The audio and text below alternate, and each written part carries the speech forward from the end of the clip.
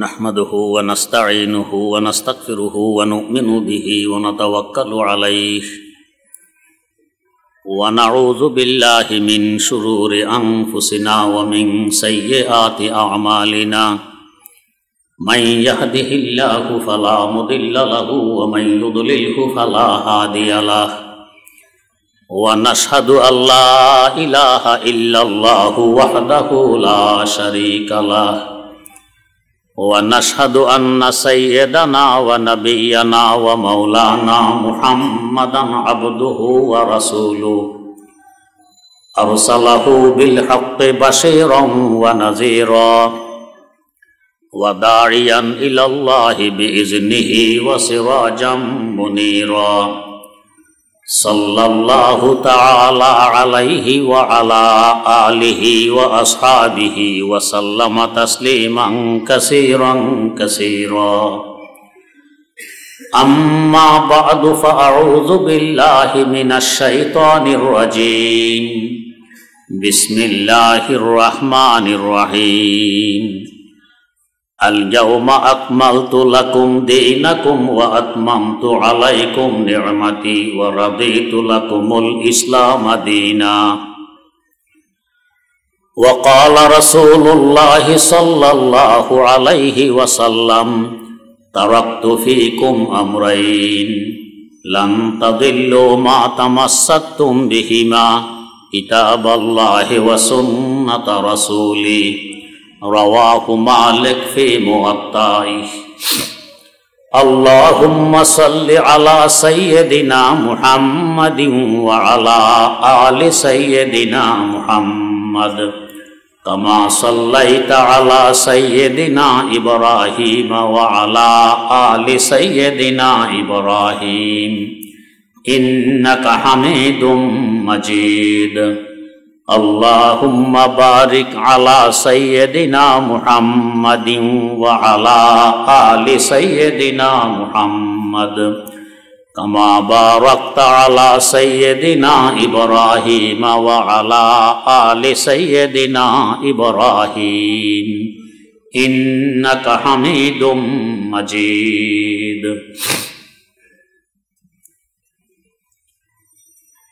অন্তত বাংলাদেশের জন্য আজকের এই অনুষ্ঠানটি একটি ব্যতিক্রম ধর্মী অনুষ্ঠান। এই ধরনের অনুষ্ঠানের সূচনা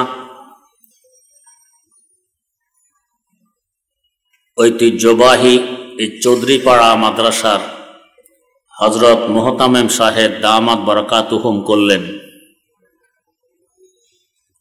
ওনার দেখা দেখি ওনার অনুকরণের সামনে এ ধরনের যত অনুষ্ঠান হবে এর এক ভাগ সওয়াব ইনশাআল্লাহ তার আমল নামায়ে উঠবে।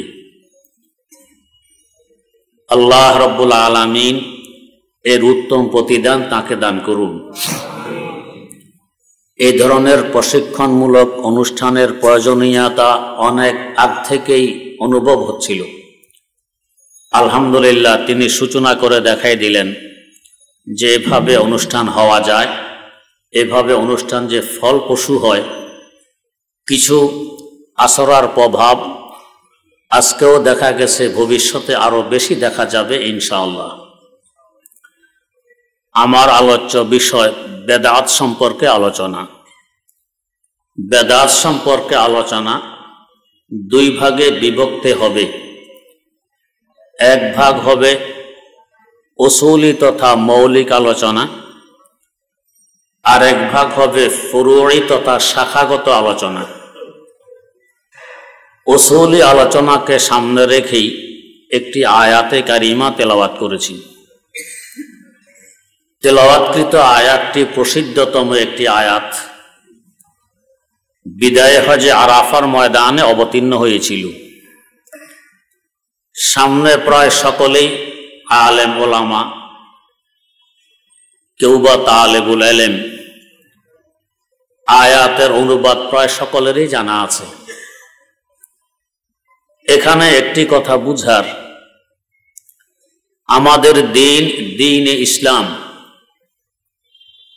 একটি পরিপূর্ণ দ্বীন। এর মধ্যে কোনো প্রকারের ঘাটতি, কোনো প্রকারের কমতি নেই, পরিপূর্ণ দিন। দিন বলছি, ধর্ম বললাম না। ধর্ম এবং দিন বাস্তবে এক নয়। দিনের অনুবাদ আমাদের বাংলা ভাষায় করতে গেলে ধর্ম শব্দ ছাড়া আর কোনো শব্দ নেই, তাই বাধ্য হয়ে আমরা দিনের অনুবাদ ধর্ম শব্দ দিয়ে করি। বাস্তবে দিন আর ধর্ম এক নয়।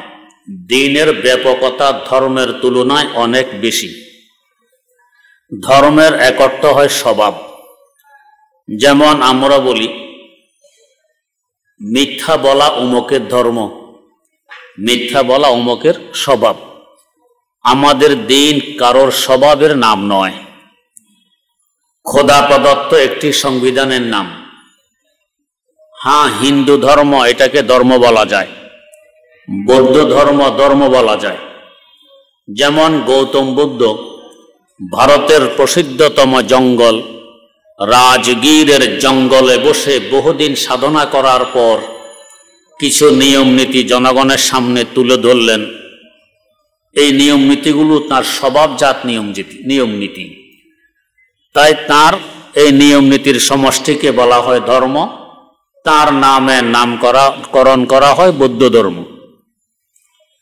ধর্মের আরেক অর্থ ধারণ থেকে। যেমন ধরুন, কালো রঙের গ্লাসে যদি পানি রাখেন কি রং ধারণ করবে? কালো রং। লাল রঙের গ্লাসে পানি রাখলে ধারণ করবে লাল রং। সবুজ রঙের গ্লাসে পানি রাখলে ধারণ করবে সবুজ রং।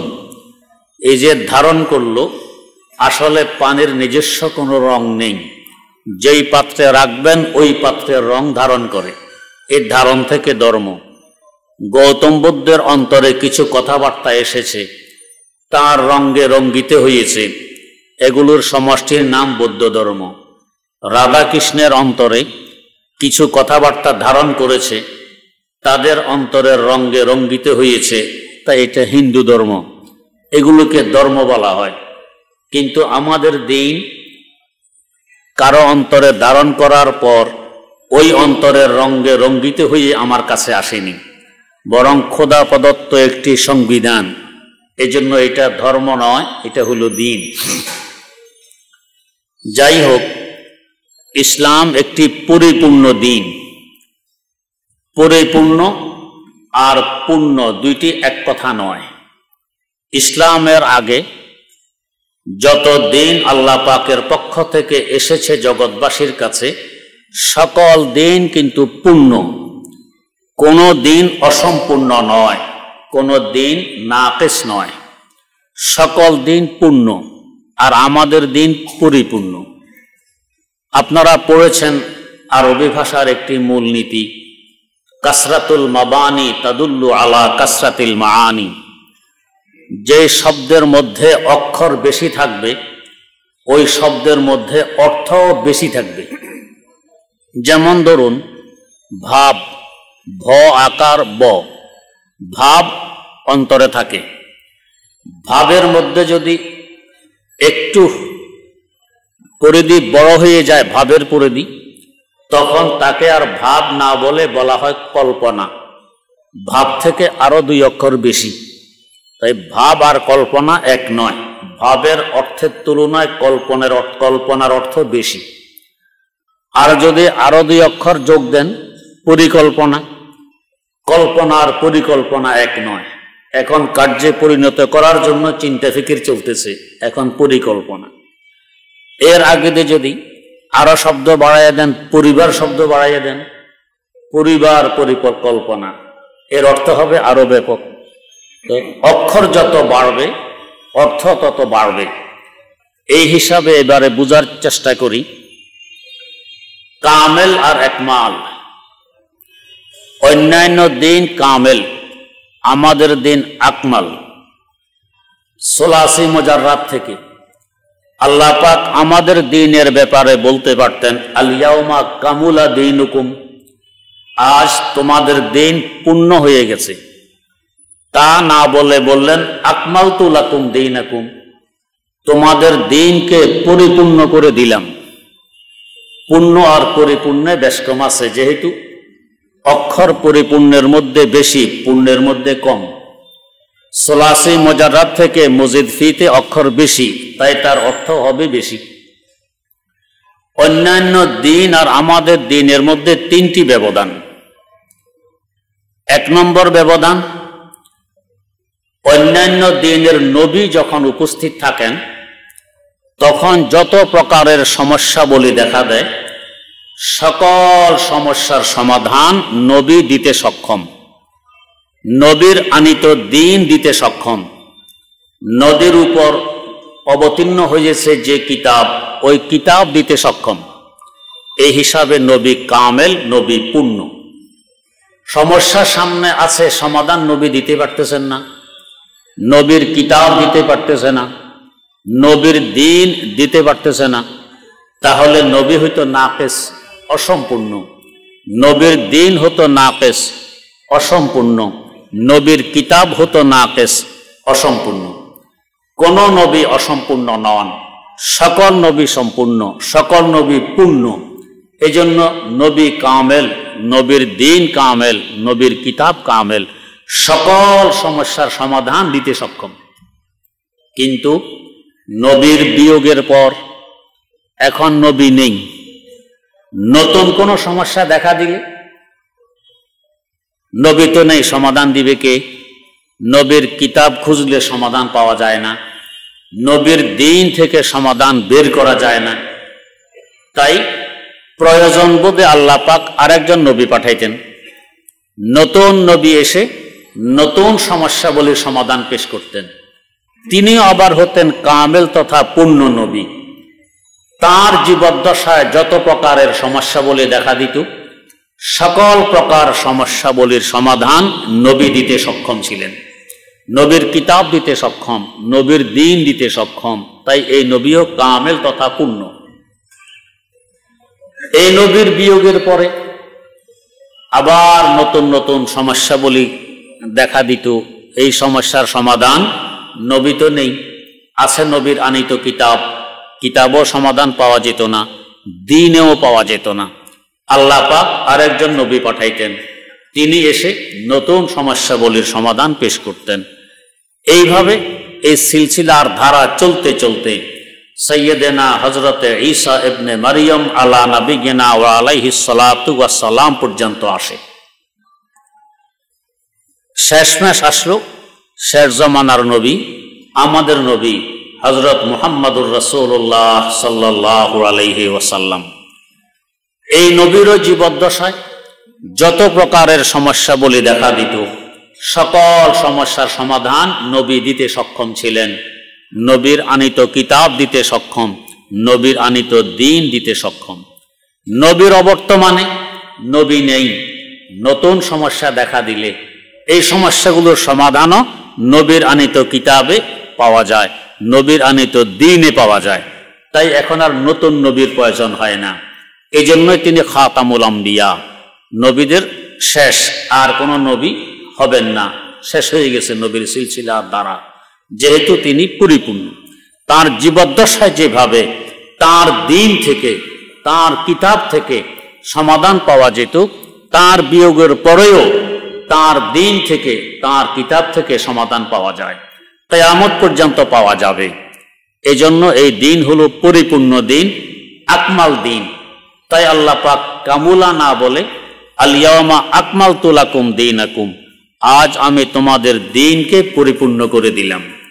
দিন যখন পরিপূর্ণ হয়ে গেছে, পরিপূর্ণের উপরে আরো নতুন কিছু আবিষ্কারের সুযোগ থাকে না। যেমন একটি গ্লাস পানি দিয়ে পরিপূর্ণ করে দিলেন, এর উপরে পানি ঢালার আর সুযোগ নেই, পানি ঢাললে পানি পড়ে যাবে, গ্লাস এই পানিগুলো গ্রহণ করবে না। ঠিক আমাদের দিন যখন পরিপূর্ণ হয়ে গেছে, নতুন কিছু সংযোজনের আর সুযোগ রয়নি, সংযোজন করলে এটা পড়ে যাবে, যাকে শরীয়তের পরিভাষায় বেদাত বলা হয়। এটাই দিনের ভিতরে ঢুকার কোনো সুযোগ নেই। এক কারণ পাইলাম, আমাদের দিন পরিপূর্ণ দিন এর। আরেকটি কারণ,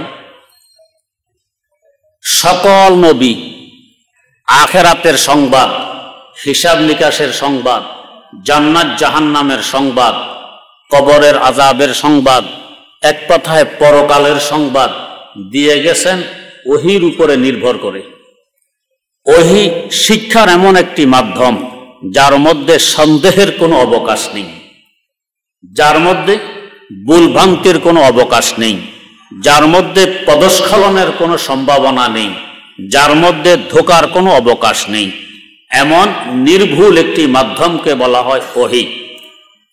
ওহীর মাধ্যমে, ওহীর উপরে ভিত্তি করে সকল নবীগণ আখিরাতের সংবাদ দিয়ে গেছেন, এর মধ্যে কোনো সন্দেহ নেই।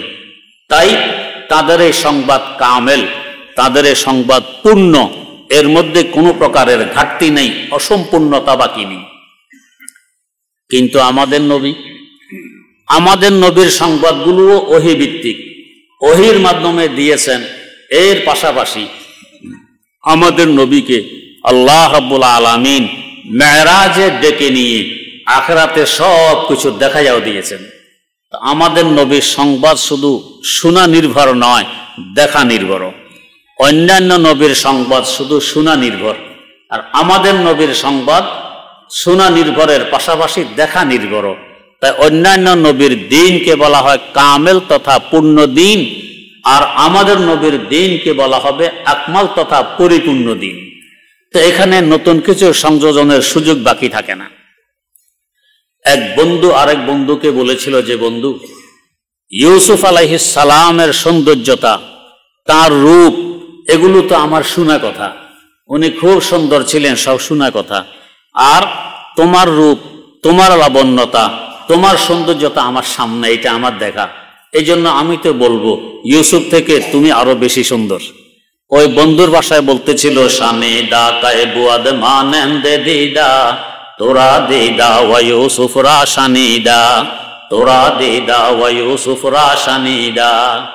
ঠিক তেমনি ভাবে অন্যান্য নবীর সংবাদগুলো ছিল শোনাভিত্তিক, আর আমাদের নবীর সংবাদ শোনাভিত্তিকের পাশাপাশি দেখাভিত্তিকও। সব সচক্ষে দেখে এসে আমাদেরকে সংবাদ দিয়েছেন, বলেছেন। তাই আমাদের দিন হলো আকমাল, পরিপূর্ণ দিন। আমাদের কিতাব হলো আকমাল, পরিপূর্ণ কিতাব। আমাদের নবী হইলেন আকমাল, পরিপূর্ণ নবী। তৃতীয় ব্যবধান অন্য দিনের সাথে। অন্য কোন নবী আরশে মুআল্লায় যাননি, সরাসরি আল্লাহ রাব্বুল আলামিনের সামনে গিয়ে কথাবার্তা বলার সুযোগ তাদের হয়নি। তা একমাত্র আমাদের নবী হযরত মুহাম্মদুর রাসূলুল্লাহ সাল্লাল্লাহু আলাইহি ওয়াসাল্লামের হয়েছে, যাকে আমরা তাসাউফের পরিভাষায় বলি সোহবত, সংস্রব। ছোটরা যখন বড়দের সংস্রবে যায়, তাদের সোহবতে থাকে, বড়দের রঙ্গে রঙ্গিত হয়। এরাও আস্তে আস্তে এদের পরিবর্তন ঘটে সোহবতার সংস্রবে। এটার গুরুত্ব দ্বীনে ইসলামে অনেক বেশি। তাই দেখা যায় যারা হাদিস নিয়ে লেখাপড়া করেন, হাদিসের দুইজন বর্ণনাকারী, দুজন রাবি, উভয়জন নির্ভরযোগ্য, কখনো মিথ্যা বলেন না। উভয়জনের মেধাশক্তি সমান, উভয়জনের স্মরণ শক্তি সমান, উভয়জনের ওস্তাদ প্রায় এক, উভয়জনের ছাত্র প্রায় এক। সব যদি একরকম হয়, দুইজনের বর্ণনা দুই ধরনের, তাহলে কার বর্ণনাকে আমরা অগ্রাধিকার দিব? এর মধ্যে শেষমেশ দেখা হয় যে কোন বর্ণনাকারী তার ওস্তাদের কাছে বেশি দিন ছিল।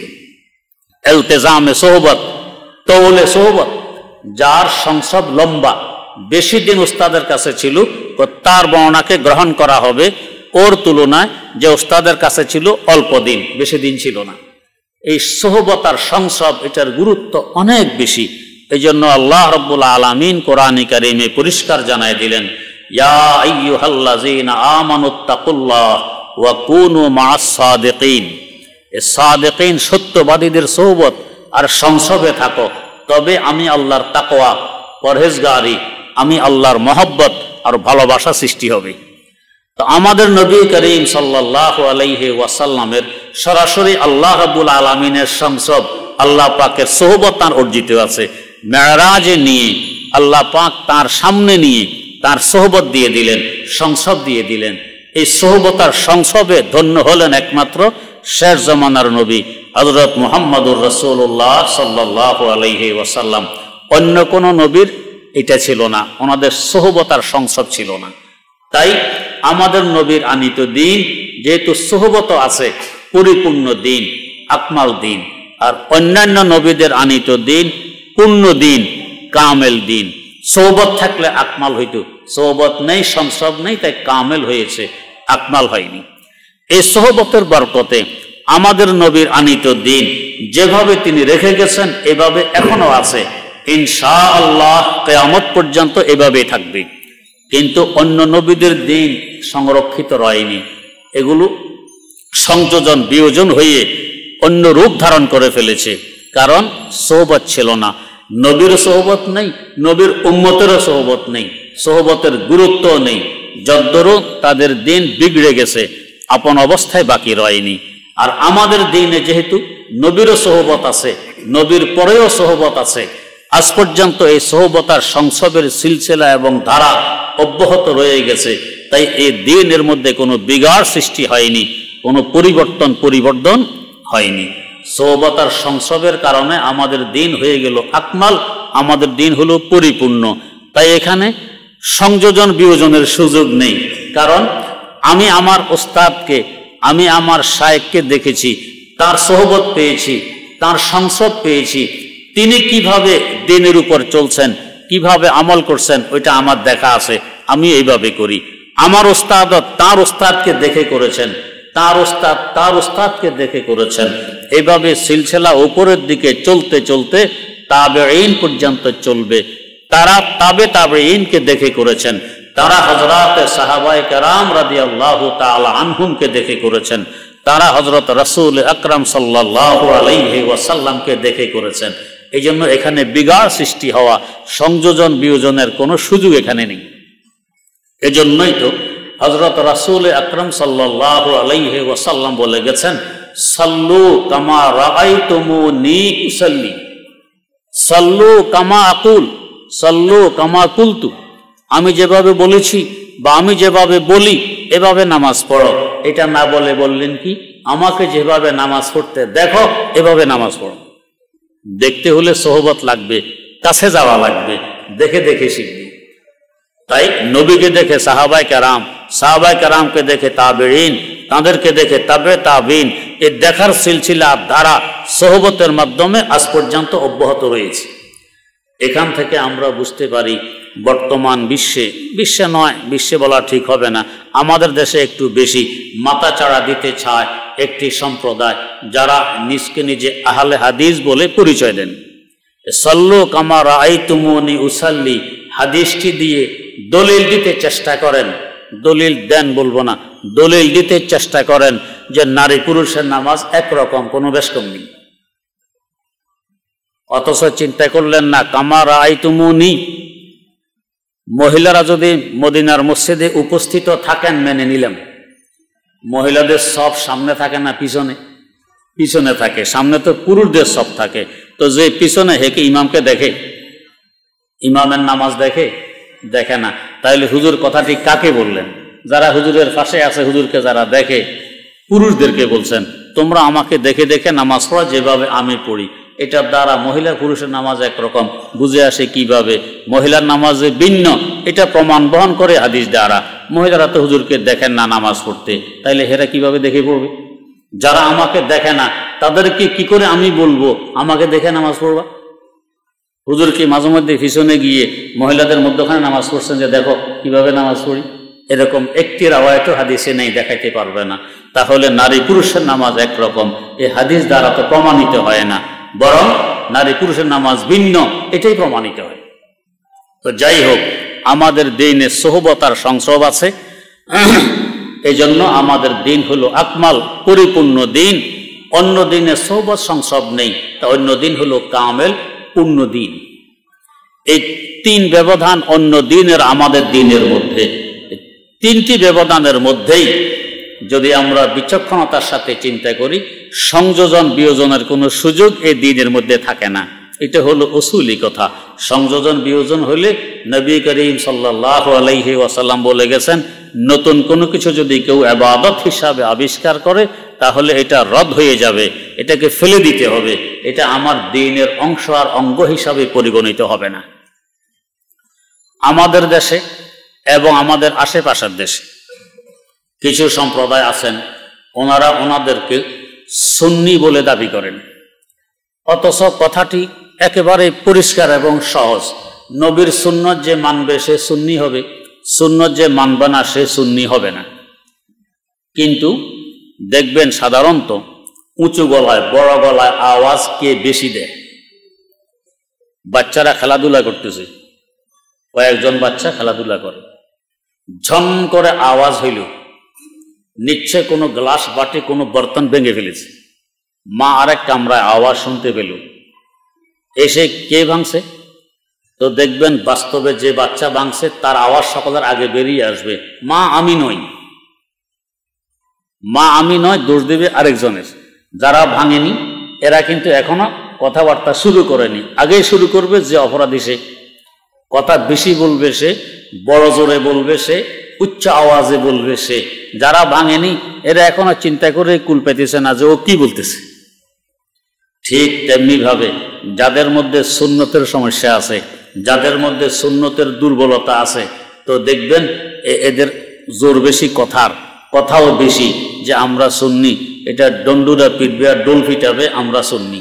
আর যারা বাস্তবে সুন্নতের উপরে আমল করে যাতে মানুষ সহজে ধোঁকা খাইতে পারে, এদেরকে অন্য নাম দিয়ে দেয়। অন্য নাম যতই দেয় দেখে যে বেশি জুট করতে পারে না, অন্য নাম দেওয়ার পরও দেখে যে এটা আসলে ভালো হয়।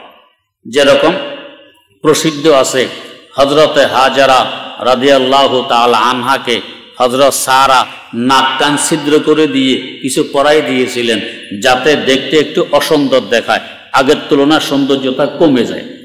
কিন্তু ছিদ্র করার পর যখন কিছু অলঙ্কার ঝুলিয়ে দিল, এখন দেখা যায় সুন্দর আরো বেশি লাগে, উল্টা হয়ে গেছে। ঠিক এরকম আরব দেশে দেখবেন শায়েখেরা রুমাল আর একাল ব্যবহার করে। রুমাল তো চিনেন, একাল হলো কালো রঙের একটা গোল বৃত্ত রুমালের উপরে দিয়ে রাখে, এটা ব্যবহার করে। এই পোশাকটি হলো আরবের এখন বৈশিষ্ট্য, শায়েখদের পোশাক। এটা আসলো কোথার থেকে? এটা কিন্তু বাস্তবে শায়েখদের পোশাক ছিল না, বাস্তবে ছিল উটের রাখালের পোশাক। যারা উট চড়াইতো মরুভূমিতে এদের, কারণ মরুভূমিতে তো ছায়া নেই, গাছগাছালি নেই, পানি নেই, আরাম করার জায়গা নেই, গরম বাতাস লু চলতে থাকে। মাঝে মধ্যে এমন গরম বাতাস চলে দেহে লাগলে ঠস ফুটে যায়। তাই এরা লম্বা জুব্বা গায়ে দেওয়ার পাশাপাশি যাতে উপরের দিকেও বাতাস থেকে সংরক্ষণ করা যায় উপরে একটি রুমাল দিয়ে রাখত। কিন্তু বাতাস চলে প্রবল বেগে, এখনো আরবে দেখবেন জোরে সোরে বাতাস চলে, বাতাস রুমাল উড়াই নিয়ে যায়। রুমাল মাথা রাখবে কি করে? এরা ওট বাঁধত একাল দিয়ে। ওট বাঁধার নিয়ম হইল, আমরা তো গরু ছাগল বাঁধি শিংয়ের সাথে, কিংবা পায়ে, কিংবা নাকে ছিদ্র করে, কিংবা লেগাম দিয়ে রশি লাগাই বেঁধে রাখি। ওটকে এভাবে বেঁধে রাখা যায় না। ওটের যে শক্তি, আল্লাহু আকবার। আমার নিজের অভিজ্ঞতা আছে, আমি যখন করাচিতে ছিলাম তো হঠাৎ মনে পড়লো যে আমাদের দেশে তো ওট পাওয়া যায় না, এখন তো মাঝে মধ্যে পাওয়া যায়, আগে মোটও পাওয়া যেত না, কল্পনাও ছিল না, ওট পাওয়া যায় না। আর এখানে তো অহরহ ওট আছে। হযরত রাসূল আকরাম সাল্লাল্লাহু আলাইহি ওয়াসাল্লাম তো ওট কোরবানি দিয়েছেন বেশি সময়, কিন্তু এই সুযোগ তো আমাদের নেই। এই ওট কোরবানির সুন্নত তো আমরা আমাদের দেশে আদায় করতে পারি না। আল্লাহ পাক টাকা পয়সা হাতে দিয়েছিলেন, ঠিক আছে একটি ওট কোরবানি দেই, অন্তত একটা সুন্নতের উপর আমল হয়ে যাবে। তো আরব সাগরে চর আছে, চরে হাজার হাজার ওট থাকে, ওখানে 4-5 জন সাথীকে নিয়ে একটি ওট কিনলাম। কেনার পরে আনবো, এখন এটা তো আসে না, রশি তো নাকের মধ্যে বাঁধা আছে। আমরা 5 জনে যদি টানি, ওটের গাড় তো অনেক লম্বা না, এই লম্বা গাড়ের নাকের মাথায় রশি, মনে হয় সামান্য টান দিলেই বেঁকা হবে। 5 জনা মিলে টানতেছি, বাপের ক্ষমতা নেই যেটাকে বেঁকা করব। সে সোজা রাখলে এটা সোজা, বেঁকা করা সম্ভব নয়। আরে বাপু, এরপর দেখলাম ওটের রাখাল সহ এরা অনেক চেষ্টা করে, ওট আসতে রাজি হয় না। শেষমেশ হাত পা বেঁধে সুযোগিতে করে তারপরে নিয়ে আসছি, সে আসবে না, এত শক্তি ওটের গায়ে। তো ওটকে যেভাবে বাঁধেন না কেন, এটা রাখা কঠিন হয়। ওট বাঁধার নিয়ম কি? ওট যখন শোয়ার পদ্ধতিও ভিন্ন। গরু ছাগল এগুলো সব শোয় এক পাঁজরের উপরে, কিন্তু ওট একারা সরাসরি হেলিকপ্টারের ন্যায় বসে যায় নিচে। গরু ছাগলের পায়ের মধ্যখানে একটি ভাঙা, যেমন আমাদের শুধু হাঁটুর মধ্যে একটি ভাঙা, আর ওটের পায়ে ভাঙা হইল 2টি, টাকনু সহ 3 ভাঙা। তো ওটে 3 ভাঙা দিয়ে হেলিকপ্টার না সোজাসুজি বসে যায়। এই বসে গেলে তার হাঁটু যে একটু সামনের দিকে বেরিয়ে থাকে, এখানে ওই রশির বৃত্ত ঢুকাইয়ে দেয়। এই হাঁটু ভাঙার মধ্যে রশির বৃত্ত ঢুকাই দিলে এখন হাঁটুটা সোজা করতে পারতেছে না, ওট আর দাঁড়াতে পারতেছে না, বাঁকবে কিভাবে? তো যত ওট এতটা রশির বৃত্ত রাখালের কাছে থাকে। তো রাখাল দেখে রুমাল বাতাসে উড়াই নিয়ে যায়। তো ওট বাঁধার বৃত্ত এটা মাথার উপরে দিয়ে রুমালকে ঠিকঠাক রেখে দেয়, এখন আর বাতাসে উড়াইতে পারে না। শায়েখরা দেখে, দেখতে তো দেখি ভালোই দেখা যায়, যদি ওটের রাখাল। এই পোশাক এখন এরা শুরু করছে, একটু সাজায় সুজায় এখন ব্যবহার করে আর কি। ওটের রাখাল তো এত সাজাইতো না। এইভাবে এটা এখন আরো সুন্দর পোশাক হয়ে গেছে, এটা এখন শায়েখরা ধরছে ব্যবহার করা। ঠিক তেমনি ভাবে আমাদের দেশে যারা সুন্নি বলে দাবি করে, তো এদের গোমর যাদের মাধ্যমে ফাঁক হয়, এরা দেখে সর্বনাশ, আসলে তো আমরা সুন্নি নয়, গোমর তো ফাঁক হয়। তো এই গোমর ফাঁক না হওয়ার জন্য যারা বাস্তবে সুন্নি, এদের নাম রাখছে ওয়াহাবি।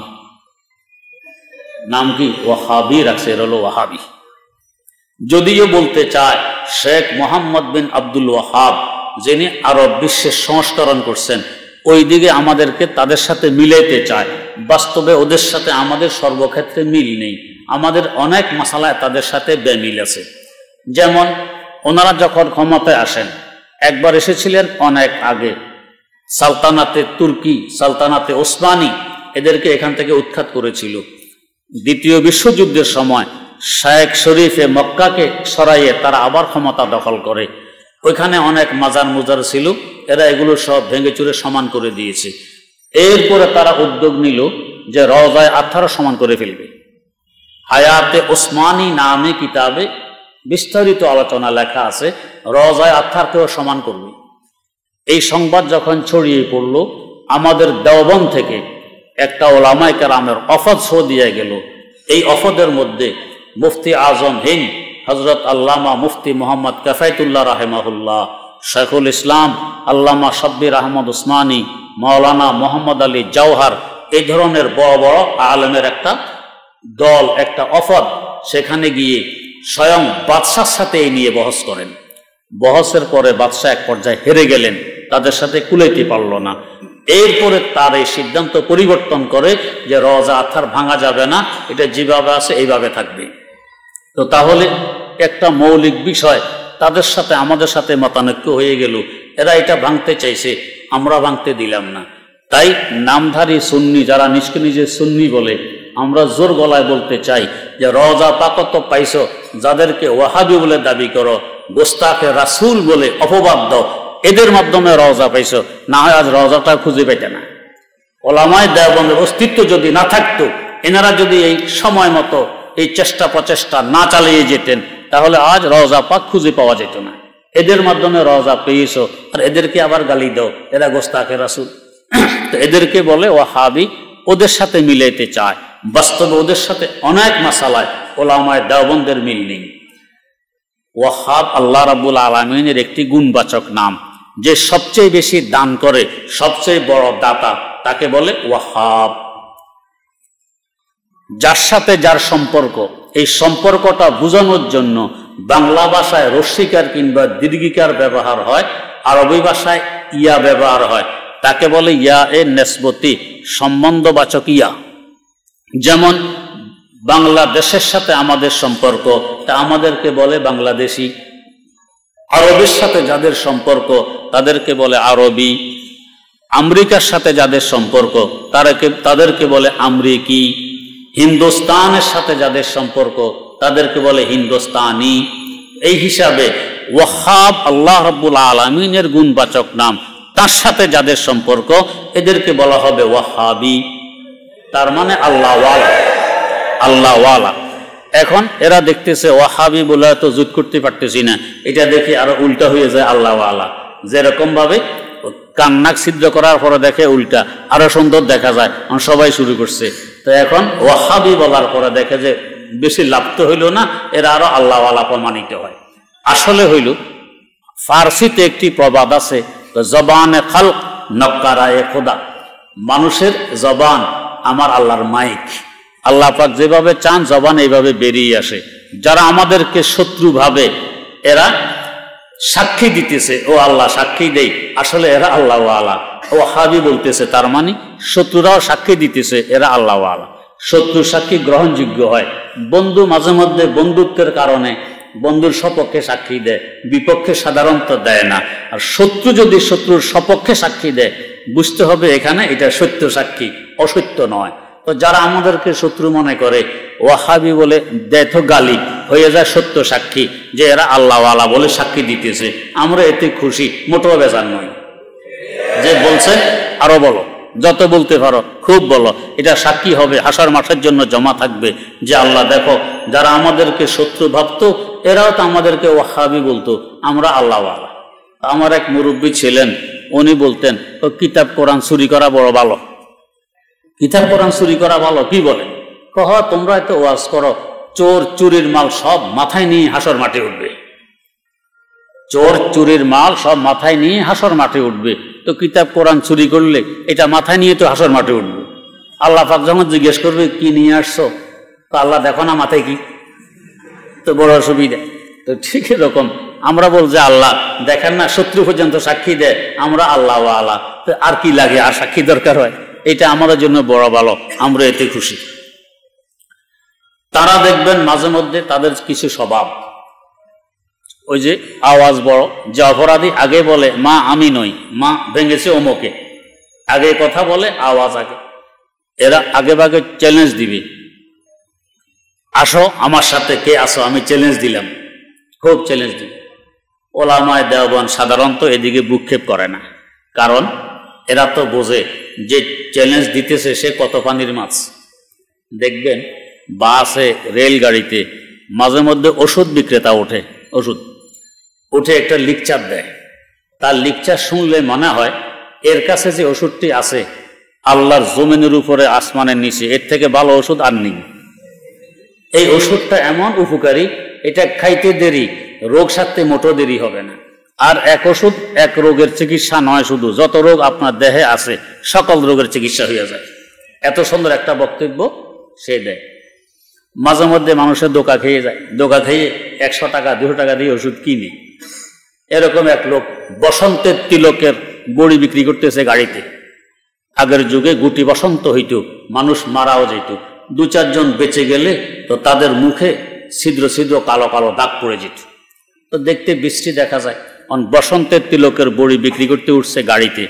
এক লোকও ছিল, তার চেহারায় বসন্তের তিলকের দাগ। এইটা খাইলে দাগ সব মুছে যাবে, মুখ চেহারা মসৃণ হয়ে যাবে, পরিষ্কার। তো বেচারা বড়ি একটা কিনছে, তার থেকে কিনে মাত্র খাইছে, খাইয়ে আয়না নিচে সামনে দাগটা গেল কিনে, দেখে দাগ তো যায়নি, উঠে গিয়ে কলার ধরছে, বেটা এতক্ষণ লিকচার দিলি, এটা খাইলে দাগ যাবে, কোনো দাগ চেহারা থাকবে না, মসৃণ হবে, তোর থেকে নিয়ে তোর সামলে তো খাইলাম, তো দাগ তো গেল না।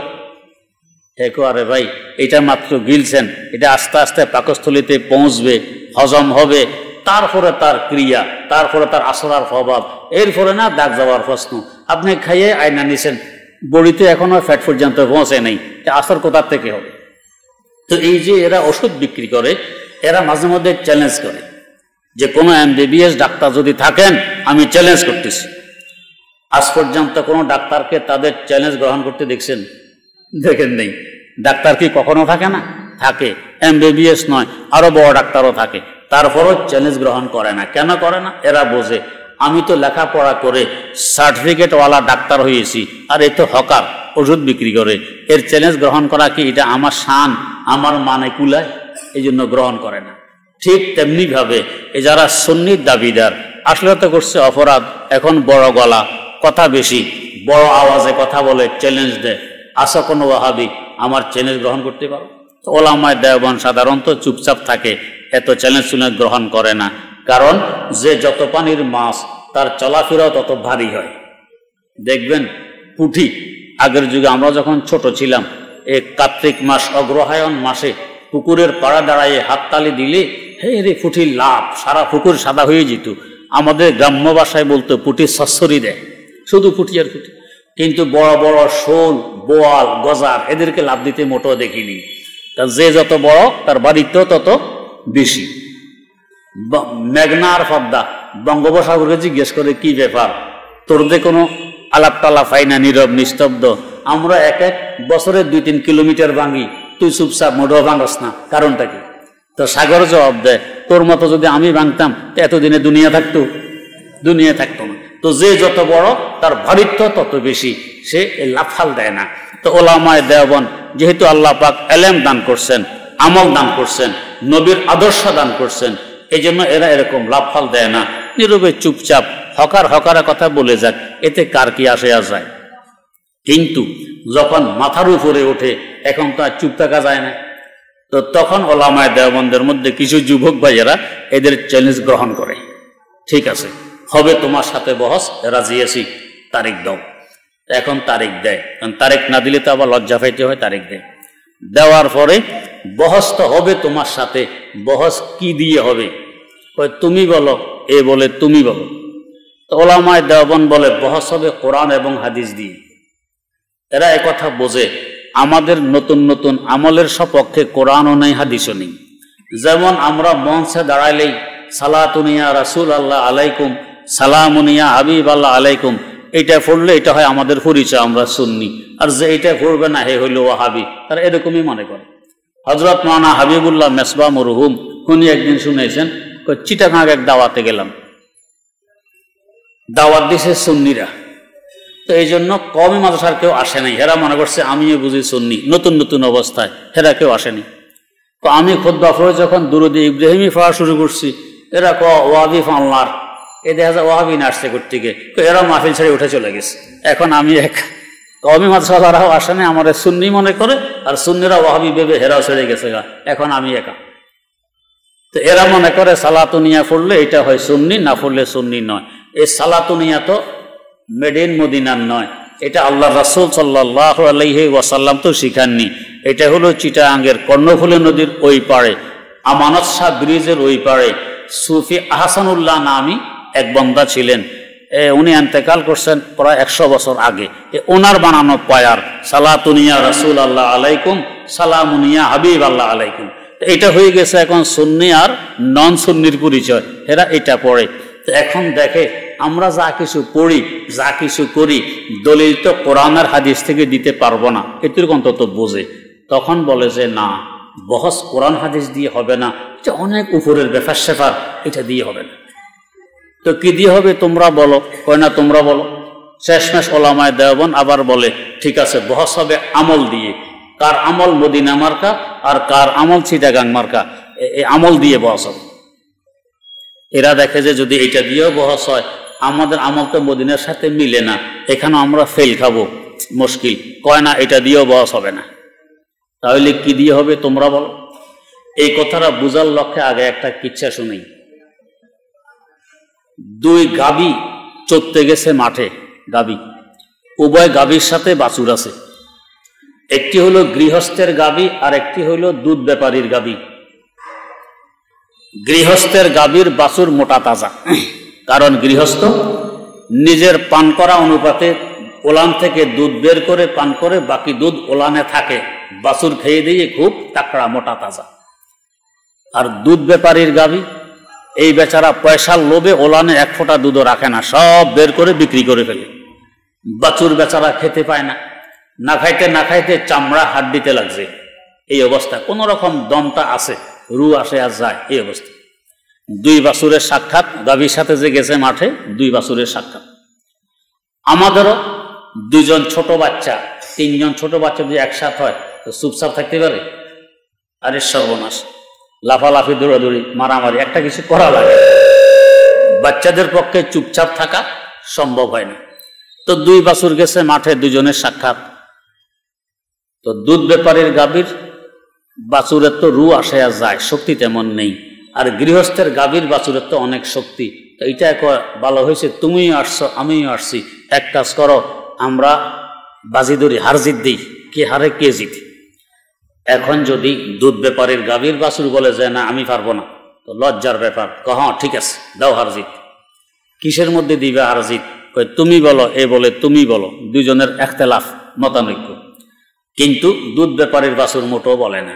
শেষমেশ বাধ্য হয়ে গৃহস্থের গাভীর বাছুর বলে চলো মারামারি করি, দেখি কে পারে কে হারে।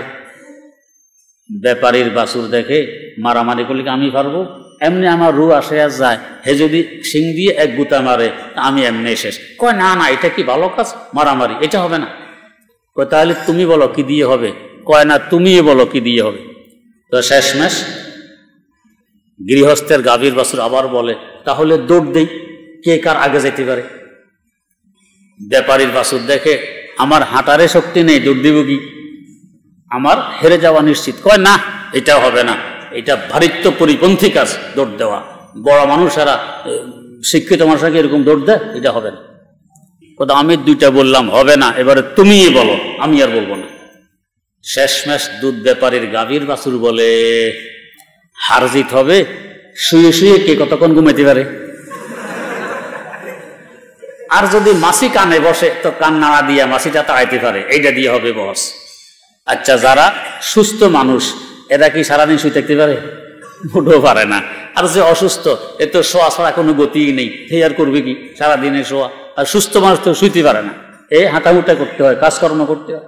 এখন এই শুয়ে শুয়ে কতক্ষণ ঘুমাইতে পারে আর কান না দিয়ে মাসি তাড়াইতে পারে, এটা দিয়ে হবে হারজিত। তো ঠিক এরকম আমাদেরও এই সুন্নি নামধারী ভাইয়েরা খুব চ্যালেঞ্জ করে আগে বহস করবো ওয়াহাবিদের সাথে। এরা তো চুপচাপ মাতে না, কিন্তু শেষমেশ যখন মাথায় ওঠে তো কিছু যুবক শ্রেণীর আলেম ঠিক আছে বহস হবে, তারিখ দাও, তারিখ দিছে। তো কি দিয়ে বহস? তোমরা বলো। এরা বলে তোমরা বলো। শেষমেশ সুন্নি ভাই এরা বলে না, তো ওলামায়ে দেওবন্দ এরা বলে যে ঠিক আছে বহস হবে কোরআন হাদিস দিয়ে। কয় না এটা তো অনেক উপরের ব্যাপার স্যাপার, এটা দিয়ে হবে না, অন্য কিছু বলো। তো ওলামায়ে দেওবন্দ বলে তাহলে বহস হবে আমল দিয়ে, কার আমল নবীর সাথে বেশি মিল খায় এটা দিয়ে হবে বহস। এরা তো বোঝে আমার আমল তো মিল খাবে না। আমি 12 রবিউল আউয়াল মিছিল বের করে ঠিক আমার মুখে নবীর দাড়ির বংশ নেই, মিছিল বের করে ঠিক আমার মাথায় কাগজের টুপি শোভা পায়, মিছিল বের করে ঠিক আমি নামাজ পড়ি না, মিছিলের মধ্যে সময় শেষ। আর সোমবারে নবী রাখছেন রোজা, আমি খাই সিন্নি, নবী রাখছেন রোজা আমি খাই বিরিয়ানি, নবী রাখছেন রোজা আমি খাই খিচুড়ি। তো নবীর সাথে তো মিল নেই, সব উল্টা।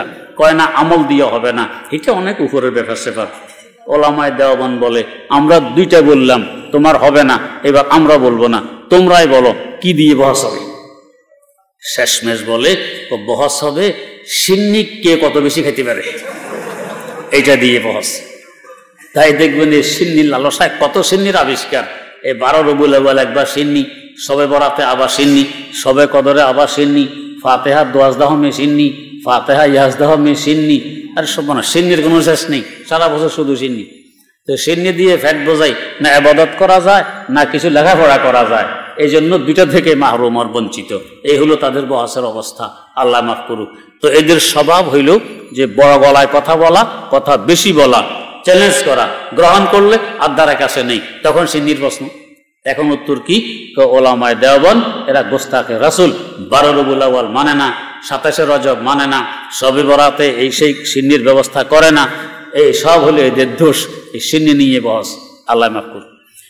এদের সাথে আমাদের বর্তমানে অনেক মাসালা মাসাইল নিয়ে মতানৈক্য আছে। না হয় কিন্তু মজহাব এক, এরাও হানফি দাবি করে, আমরাও হানফি দাবি করি। মাসলাক এক, এরাও চিশতিয়া তরিকার দাবি করে, আমরাও চিশতিয়া তরিকার দাবি করি। এমনকি গোড়ায় গিয়ে অনেকের তরিকা একও হয়ে যায়। যেমন আজকাল বর্তমানে আমাদেরকে অনেকে কাফের বলেও ফতুয়া দিতে দ্বিধাবোধ করে না।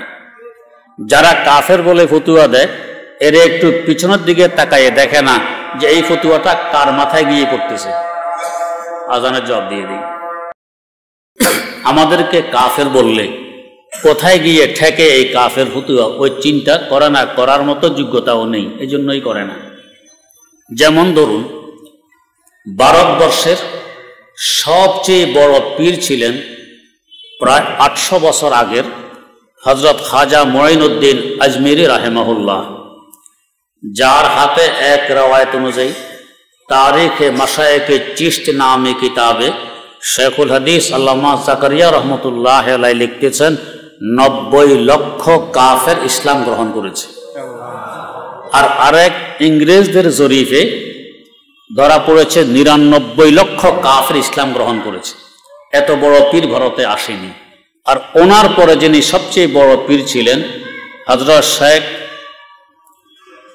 সৈয়দ আহমদ শহীদে বালাকোট রাহেমাহুল্লাহ, প্রায় 40 লক্ষ ছিল তার মুরিদের সংখ্যা।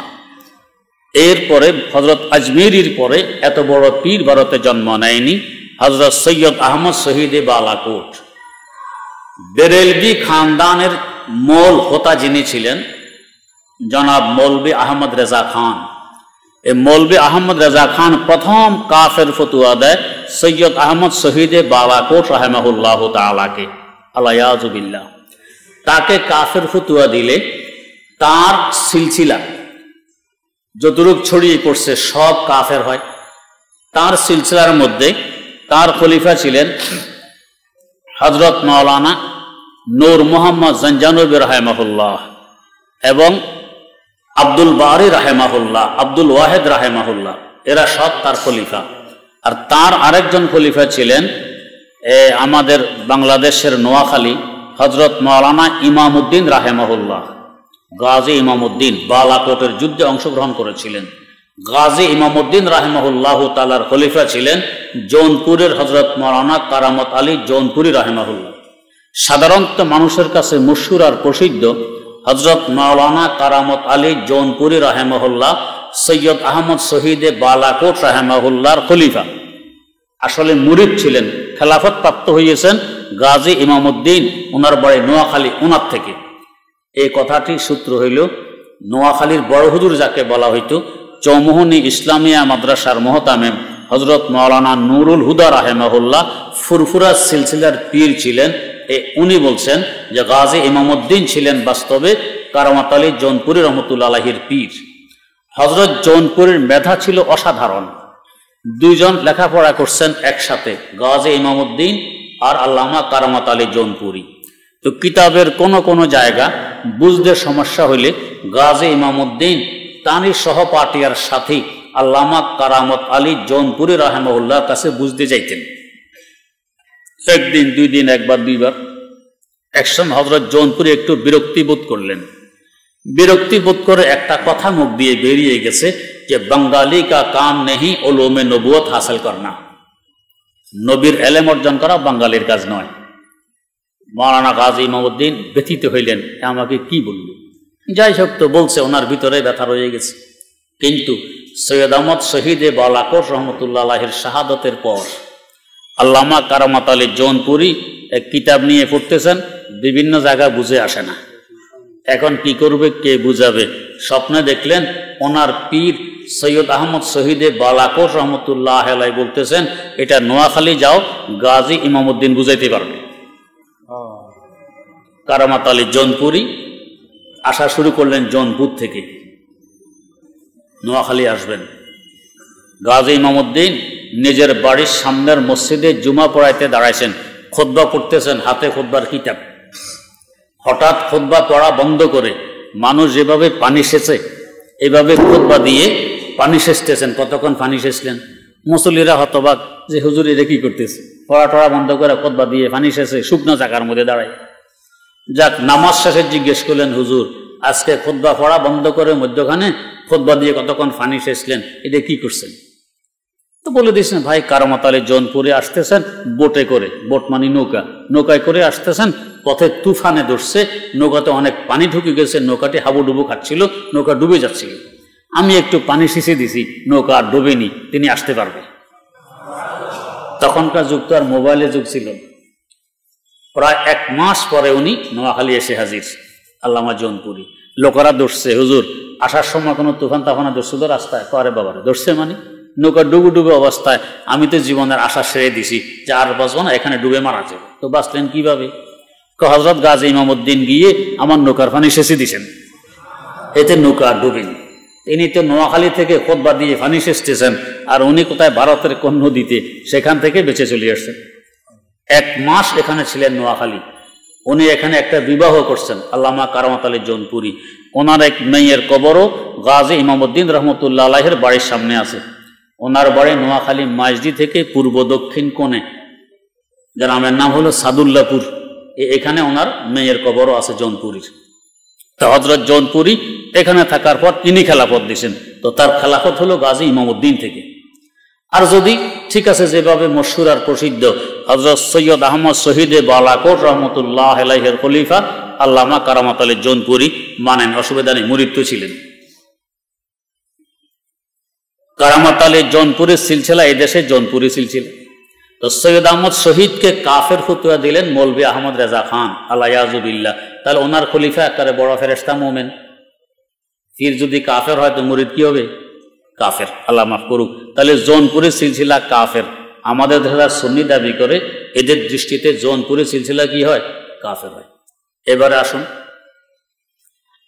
সৈয়দ আহমদ শহীদে বালাকোট রহমতুল্লাহ আলাইহির আরেকজন খলিফা আমাদের বাংলাদেশের মিরের সরাই বাড়ি, চিটাগাং জেলার মিরের সরাই থানা। ওনার নাম হলো সুফি নূর মোহাম্মদ নিজামপুরি রাহেমাহুল্লাহ।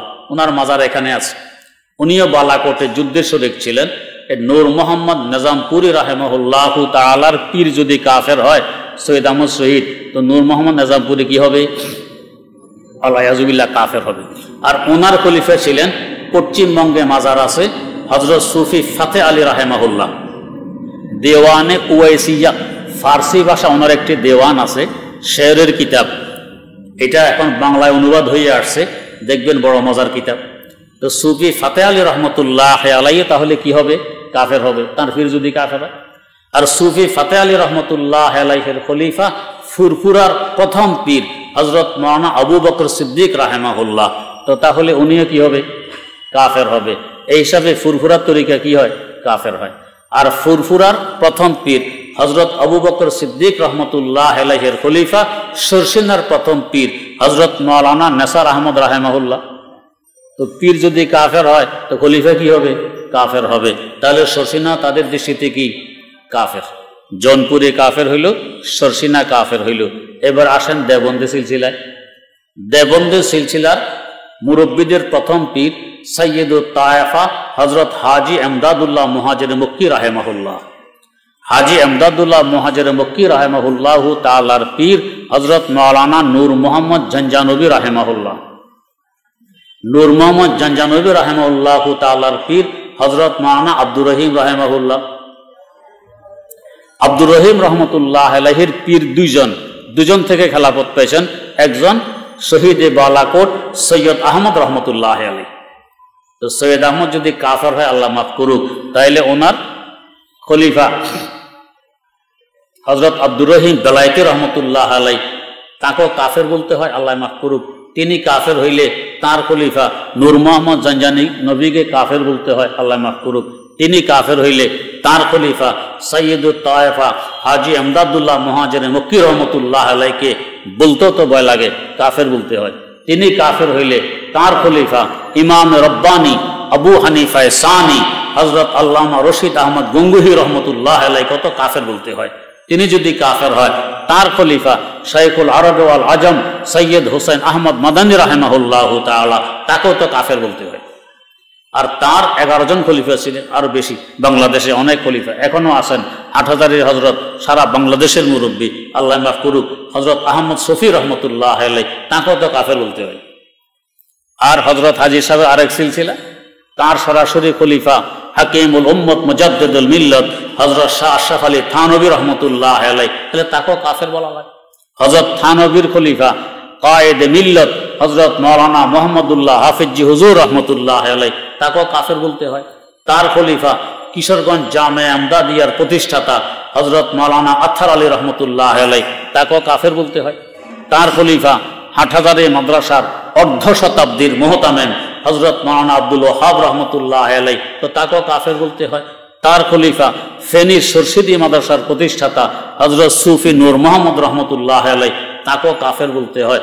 তার খলিফা লক্ষ্মীপুর বর্তলি মাদ্রাসার প্রতিষ্ঠাতা হযরত মাওলানা আব্দুল আজিজ জনাবওয়ালা রাহিমাহুল্লাহ, তাকেও কাফের বলতে হয়। তার খলিফা বরকাটারা মাদ্রাসার প্রতিষ্ঠাতা হযরত আব্দুল ওয়াহাব পীরজি হুজুর রহমতুল্লাহ আলাইহি, তাকেও কাফের বলতে হয়। তার খলিফা এলাউস সুনানের মুসান্নিফ শাইখুল ইসলাম আল্লামা জাফর আহমদ ওসমানী রহমতুল্লাহ আলাইহি, তাকে কাফের বলতে হয়। তার খলিফা দারুল উলুম করাচির প্রতিষ্ঠাতা মুফতি আজম ফকিহে মিল্লাত মুফাসসিরে কোরআন আল্লামা মুফতি মোহাম্মদ শফি রহমতুল্লাহ আলাইহি, তাকেও কাফের বলতে হয়। তাহলে মুসলমান কে থাকবে বলেন? কিন্তু এই সিলসিলার লোকেরা সামনে এসে আমাদেরকেও কাফের বলতেছে। কেন? মৌলভী আহমদ রেজা খান বলে গেছে আমাদের গোড়াকে কাফের, এরা যে আমাদেরকে বলে এদের গোড়া কত কাফের বলে গেছে। মধ্যখানের সমস্যা হলো বড় মজার কথা, আমাদের হাজি এমদাদুল্লাহ মুহাজির মক্কি রহমতুল্লাহ আলাই মাঝে মধ্যে কেয়াম করতেন। কেয়াম শরীয়তের বিধান হিসাবে নয়, তিনি পরিষ্কার বলে গেছেন, মাই ইসমে লজ্জত পাতা হুঁ इसलिए इसको मुस्ताहसन समझता हूँ, আমি একটু মজা পাই এই জন্য ভালো মনে করি। এটা শরীয়তের হুকুম এই হিসাবে নয়। তাকে বলা হয়েছে যে আপনার দুই খলিফা ইমাম রব্বানি আবু হানিফা সানি আল্লামা রশিদ আহমদ গঙ্গুহি, আরেক খলিফা হুজ্জাতুল ইসলাম আল্লামা কাসেম নানুতুবি রাহেমাহুল্লাহ, এরা তো কেয়াম করে না, মিলাদ মাহফিল এইভাবে করে না। তো বলছেন এরা শরীয়তের ইমাম, মানতে হবে ওদেরকে, এই ব্যাপারে আমাকে মানলে চলবে না, তাদেরটাই ঠিক। তাহলে বুঝা গেছে উনি শরীয়তের আমল হিসাবে, শরীয়তের বিধান হিসাবে কেয়াম করেননি। আর বর্তমানে যারা কেয়াম নিয়ে খুব বেশি লাফালাফি, এদের গোড়া কিন্তু হযরত শাহ ওলিউল্লাহ মুহাদ্দিস দেহলভী রহমতুল্লাহ আলাই, তার খলিফা তার বড় ছেলে সিরাজুল হিন্দ শাহ আব্দুল আজিজ মুহাদ্দিস দেহলভী রহমতুল্লাহ আলাই, আর তার খলিফা সৈয়দ আহমদ শহীদ বালাকোট রহমতুল্লাহ আলাই, তার খলিফা হযরত ইসমাইল শহীদ রহমতুল্লাহ আলাই, তার খলিফা হযরত মাওলানা আব্দুল হাই রহমতুল্লাহ আলাই, এরা কখনো কেয়াম করেননি। তাহলে যারা এখন কেয়াম করে এদের গোড়ায় করেনি, আমরা যে করি না আমাদের গোড়ায় করছে, তাও করছে যে শরীয়ত হিসাবে নয়, উনি মজা পাইছেন তাই করছেন। এটা মজার ব্যাপার, শরীয়তের ব্যাপার নয়। যাকে বলে জাউক, জাউকের নাম শরীয়ত নয়। এখন ওলামায়ে দেওবন্দকে জিজ্ঞেস করা হইল যে ইনি কিয়াম করলেন, ওনারা করলেন না, কোনটা ঠিক? তো ওলামায়ে দেওবন্দ ওকালতি করছে যে যারা করে নাই এটা ঠিক, এটা হলো শরীয়ত না করাটা। এখন মাশাআল্লাহ যারা কিয়াম করে উকিলকে নিয়ে পড়ছে যে কেন এর পক্ষে সফাই গাইলে, যে কেন কিয়াম না করাটা ঠিক বলছো, তুমি কাফের, আল্লাহ মাফ করুক। উল্টা ব্যাপার, উকিলকে নিয়ে এখন যাবা। আল্লাহ, এই যারা বর্তমানে সুন্নি বলে দাবি করে তাদের সাথে আমাদের এই এক মতানৈক্য। আর এক মতানৈক্য দিন দিন গভীর হতে চলছে, সেটা হলো যে হযরত রাসূল আকরাম সাল্লাল্লাহু আলাইহি ওয়াসাল্লাম কি নূর না মানুষ, এই নিয়ে এক ঝগড়া। এখানে তো প্রথম কথা বুঝার আছে উনি রাসূল কিনা, এটা আগে ঠিক করো। যদি রাসূল প্রমাণিত হয় তাহলে মানতে হবে, চাই নূরের তৈরি হোক, চাই মাটির হোক, চাই লোহার হোক, আর চাই স্বর্ণের হোক, যেটারে হোক মানতে হবে রাসূল কিনে। যদি রাসূল না হয় তো নূর কেন হীরা দিয়ে বানাইলেও লাভ নেই। যেমন একটি মসজিদ যদি প্রমাণিত হয় এটি মসজিদ, নামাজ পড়লে 500 গুণ বেশি সওয়াব পাইবেন শহরের মসজিদ হইলে। এখন ঝগড়া, মসজিদের ছাদের ভিতরে কি লোহার রড নাকি বাঁশের শলা, এই নিয়ে ঝগড়া দুই গ্রুপে খুব। বাঁশের শলা হলে কি সওয়াব কম হবে, আর লোহার রড হলে কি সওয়াব বেশি হবে? সমান। বাঁশের শলা হলো যে সওয়াব, লোহার রড হলো সেই সওয়াব। এটা বেহুদা কথা নিয়ে বাড়াবাড়ি ইবাদত বাদ দিয়া নামাজ পড়া মসজিদ প্রমাণিত হইলে। মসজিদ যদি প্রমাণিত না হয় তো ছাদের ভিতরে লোহার রড কেন, যদি স্বর্ণের রডও দেয়া হয় তারপরও মসজিদের ফজিলত এখানে পাওয়া যাবে না। তো আল্লাহ রাসূল যদি রাসূল প্রমাণিত হয় তাকে মানতে হবে, তার আদর্শে আদর্শবান হইতে হবে। এখন আমাদের এক গ্রুপ, আল্লাহ মাফ করুক, ঝগড়া, ওনাকে কি মাটি দিয়ে বানাইলো না নূর দিয়ে বানাইলো, এটাও ঠিক করা লাগবে। রাসূল হইলে মাটির হোক আর নূরের হোক মানতে হবে, রাসূল না হইলে নূর কেন আরো কিছু রইল মানা যাবে না। বেহুদা ঝগড়া। রাসূল নূর তাদের দাবি, দলিল কি দেখবেন যে একবারে ঠোঁটের আঘাতে আছে, আউয়ালু মা খালাকাল্লাহু নূরি। আমার এক ওস্তাদ ছিলেন, ওস্তাদ এক চাচা মাদ্রাসায় পড়তেন, বয়সে ওস্তাদ থেকে ছোট চাচা। তো যখন সিগা জিজ্ঞেস করতো এটা কোন সিগা, তো সকলের আগে বলতেন ওয়াহিদে গায়েব। বিবেচনা করে আসলে কোনটা এটা পরে, আগে ওয়াহিদে গায়েব বলেই দিতেন। যদি ওয়াহিদে গায়েব হয় তো হয়েই গেছে, না হইলে পরে চিন্তা করবো ওয়াহিদে গায়েব।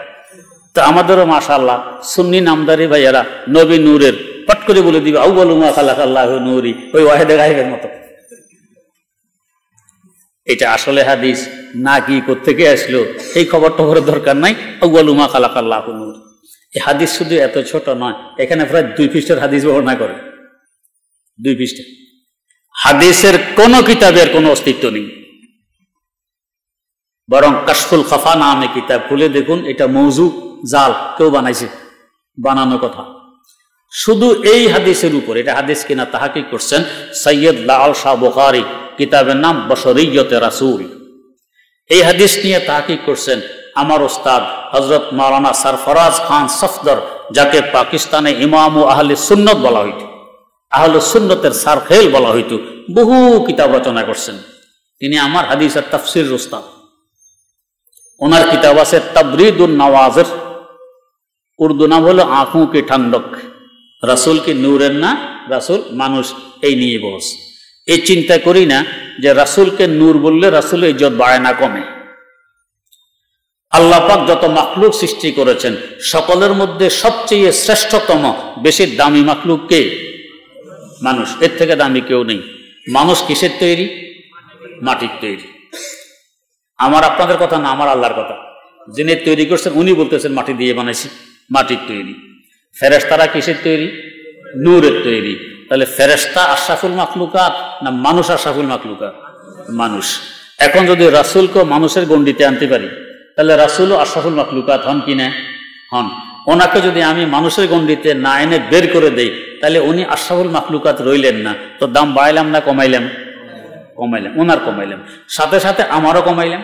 নবী যদি আমার মতো মানুষ হইতেন তা আমারও দাম বাড়তো, যে আমাদের সম্প্রদায় থেকে নবী। যেমন ধরুন বাংলাদেশে এখন ক্ষমতাসীন দলের নাম আওয়ামী লীগ, ক্ষমতায় নাই বিএনপি জাতীয় পার্টি, এটা ক্ষমতায় নেই। প্রধানমন্ত্রী কি বিএনপি না আওয়ামী লীগের? আওয়ামী লীগের। এতে দলের দাম বাড়ছে না কমছে? বাড়ছে। এরাও ফখর যে আমাদের দলের প্রধানমন্ত্রী এতবার প্রধানমন্ত্রী হয়েছেন, 3 বার 4 বার প্রধানমন্ত্রী হয়েছেন, এটা এদের দাম বাড়ে। প্রধানমন্ত্রী অন্য দলের হইলে দলের দাম তো বাড়তো না, আরো কমতো। দল আমাদের দলের লোক প্রধানমন্ত্রী হইতে ফেলবো না, দাম কমবে। তাহলে আমাদের দলের নবী যদি নবী হন আমাদেরও তো দাম বাড়ে, তা আমাদেরও বাড়ে, নবীরও বাড়ে, আশরাফুল মাখলুকাত হয়। এখন নবীকে মানুষের গণ্ডি থেকে বের করে দিলাম, দিয়া বলি না উনি তো মানুষ নন, উনি নূরের তৈরি আরেক মাখলুক।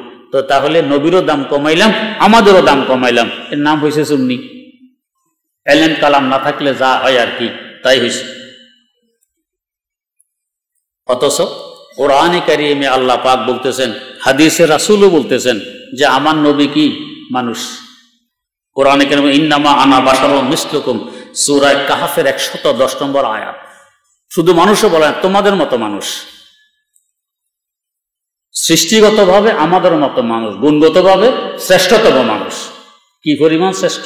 আল্লাহু আকবার। তার যে পরিমাণ বাস্তবের প্রশংসা আমাদের ওলামায়ে দেওবন্দ করে গেছেন, ওরা যতই বলুক না কেন আমরা নবীর আশেক, এর ধারে কাছে যাইতে পারেনি।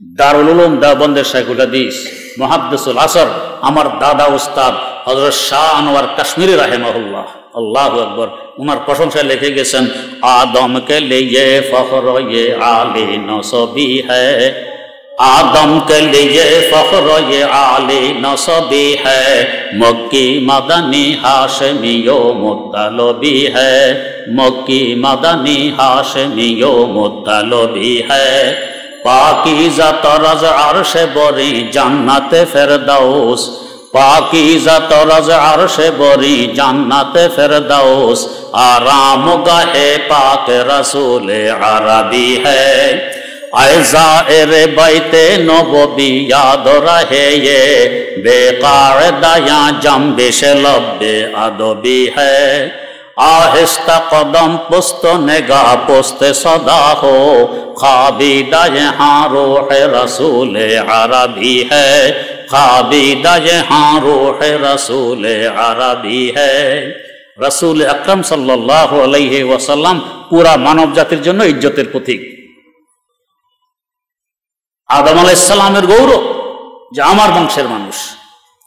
आदमके आल्लाह पाक की दिए बानाइছেন? माटी दिए। ताहले तार वंशेर मानुष हले ताके की दिए बानाबे? सृष्टिगतभावे माटी दिए आल्लाह पाक बानाइছেন माटिर मानुष। माटिर दाम बेशी, माटिर दाम बेशी। रोजा पाकेर जेई माटिर साथे रसूल আকরাম সাল্লাল্লাহু আলাইহি ওয়াসাল্লামের দেহ মোবারক মিশে আছে।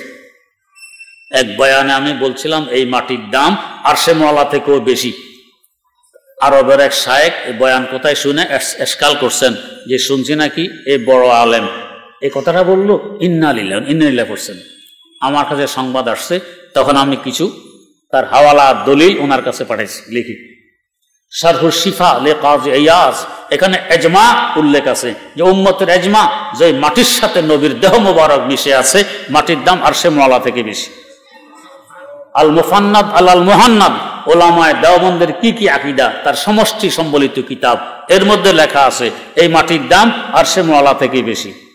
যারা সুন্নি দাবিদার এরা একথা খোঁজও রাখে না, আসলে বেশি না কম। বেশি হওয়ার কারণও আছে, ওলামায়ে কেরাম বুঝবেন। এই মাটি নবী করিম সাল্লাল্লাহু আলাইহি ওয়াসাল্লামের জন্য মাকান, তার দেহ মোবারক এই মাটির জন্য মাকিন। আরশে মুআল্লা আল্লাহ রাব্বুল আলামিনের জন্য মাকান নয়, তিনি আরশের জন্য মাকিনও নন, এই জন্য আরশ থেকে মাটির দাম বেশি। উম্মতের ইজমা। তো নবী করিম সাল্লাল্লাহু আলাইহি ওয়াসাল্লাম আল্লাহ পাক বলতেছেন বাশারকে বানানো হয়েছে মাটি দিয়ে। এরকম ইব্রাহিম আলাইহিস সালামের দোয়ার ফসল নবী করিম সাল্লাল্লাহু আলাইহি ওয়াসাল্লাম বাইতুল্লাহ নির্মাণ করলেন বাপ বেটা মিলে। নির্মাণের পর আমাদের স্বভাব, আমরা বলবো কি এটা আমি বানাইছি, আর কারো পক্ষে সম্ভব হইতো আমি যদি না হইতাম আমি বানাইছি। এটা নিয়ম নয়, আল্লাহ পাক আমার মাধ্যমে বানাইছেন, আমার কিসের কৃতিত্ব বানানোর। তো বাপ বেটা দোয়া শুরু করছেন কি, রব্বানা তাকাব্বাল মিন্না ইন্নাকা আনতাস সামিউল আলিম, রব্বানা ওয়াজআলনা মুসলিমাইন লাকা ওয়া মিন যুররিয়াতিনা উম্মাতাম মুসলিমাতাল লাক।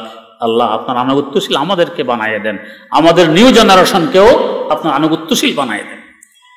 এরপরে দোয়া করতেছেন আল্লাহ হেদায়েতের কেন্দ্র, রহমতের গোডাউন তো নির্মাণ হইল, কেন্দ্র পরিচালনার জন্য কেন্দ্রীয় পরিচালকেরও তো প্রয়োজন, একজন কেন্দ্রীয় পরিচালকের ব্যবস্থা করে দেন। দোয়াটা করছেন যে আল্লাহ পাক কোরআনে কারিমে খুশি হয়ে সে দোয়াটা উল্লেখ করে দিয়েছেন কি, রব্বানা ওয়াবআস ফীহিম রাসূলাম মিনহুম ইয়াতলু আলাইহিম আয়াতিকা ওয়া ইউআল্লিমুহুমুল কিতাবা ওয়াল হিকমাতা ওয়া ইউযাক্কিহিম ইন্নাকা আনতাস সামিউল আলিম ইন্নাকা আনতাল আজিজুল হাকীম। আল্লাহ কেন্দ্রীয় একজন পরিচালকের ব্যবস্থা করুন। কোত্থেকে? মিনহুম, এ মানুষদের থেকে। পয়গম্বর নিজে বলে দিলেন কেন্দ্রীয় পরিচালক দিবেন মানুষদের থেকে। আমরা বলি যে না, নবী তো মানুষ নয়, তাহলে ইব্রাহিম আলাইহিস সালামও বোঝেন নাই, আমরা বুঝি, আল্লাহও বোঝেন নাই, আমরা বুঝি। দায়িত্ব কি হবে? 4টি মৌলিক দায়িত্ব। ইয়াতুলু আলাইহিম আয়াতিক, 1 নম্বর মৌলিক দায়িত্ব, আল্লাহ আপনার আয়াত তেলাওয়াত করে উম্মতকে শোনাবে। তো আল্লাহর আয়াত বিশুদ্ধ তেলাওয়াত করলে তো আল্লাহর আয়াত হয়, অশুদ্ধ করলে আল্লাহর আয়াত হয় না, এটা অন্য কিছু হয়। যেমন ধরুন বড় কাফ পেশ লাম কুল, 2 নুক্তাওয়ালা কাফ, হুয়াল্লাহু আহাদ, ও নবী বলুন, বলে দিন কি, হুয়াল্লাহু আহাদ, নিঃসন্দেহে আল্লাহ একজন। আর যদি আমি এখন বড় কাফের পরিবর্তে ছোট কাপ দিয়ে বলি, মধ্যখান পেঁচানো কাপ দিয়ে বলি কুল, হে নবী আপনি খেয়ে ফেলুন, কি খাবেন? হুয়াল্লাহু আহাদ, এক আল্লাহকে। এটা আল্লাহর কালাম হবে না আমার কালাম হবে? তো আমার কালাম হবে, আল্লাহ কালাম তো হবে না।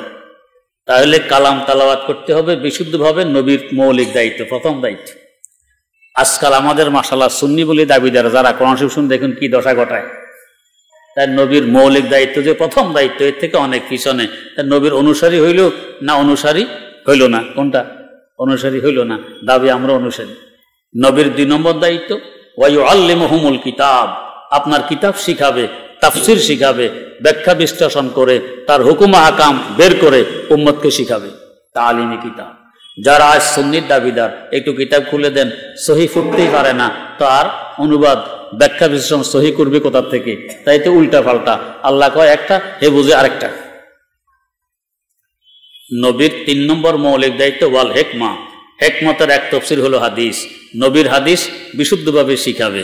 তা আমার এই সুন্নি দাবিদার ভাইয়েরা নবীর হাদিস খুলে দেন, জের জবরওয়ালা কোরআন শরীফ লাইন করে ঘুরতে পারে না, জের জবর বিহীন হাদিস দিলে এরপরে কি পড়বে? এই জন্যই তো কোরআন হাদিস দিয়ে বহস করতে রাজি হয় না, জানে যে হাদিস তো ঘুরতেই পারবো না, এটা দিয়ে বহস করতে গেলে তো বেজ্জতি হওয়া ছাড়ার গতি নেই, তা রাজি হয় না।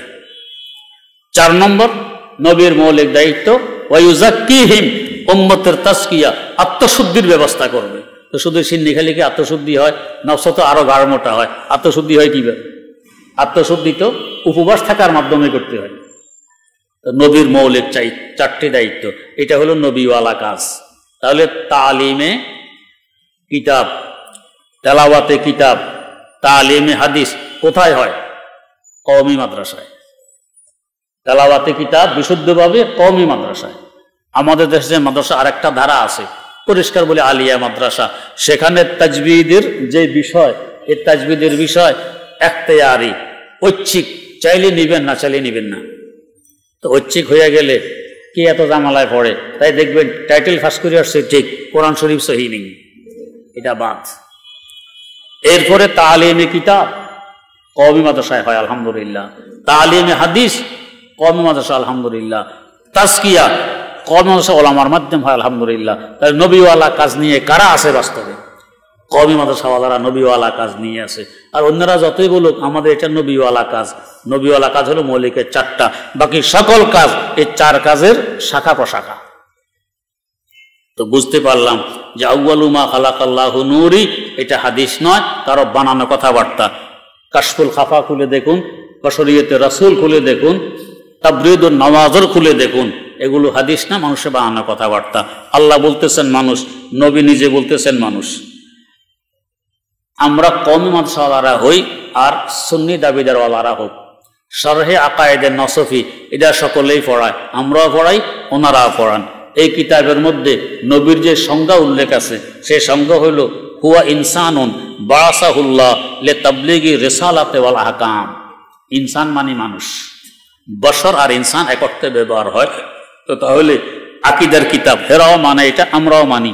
এই কিতাবে লেখা আছে নবী হলেন ইনসান মানে বশর, মাটির সৃষ্টি।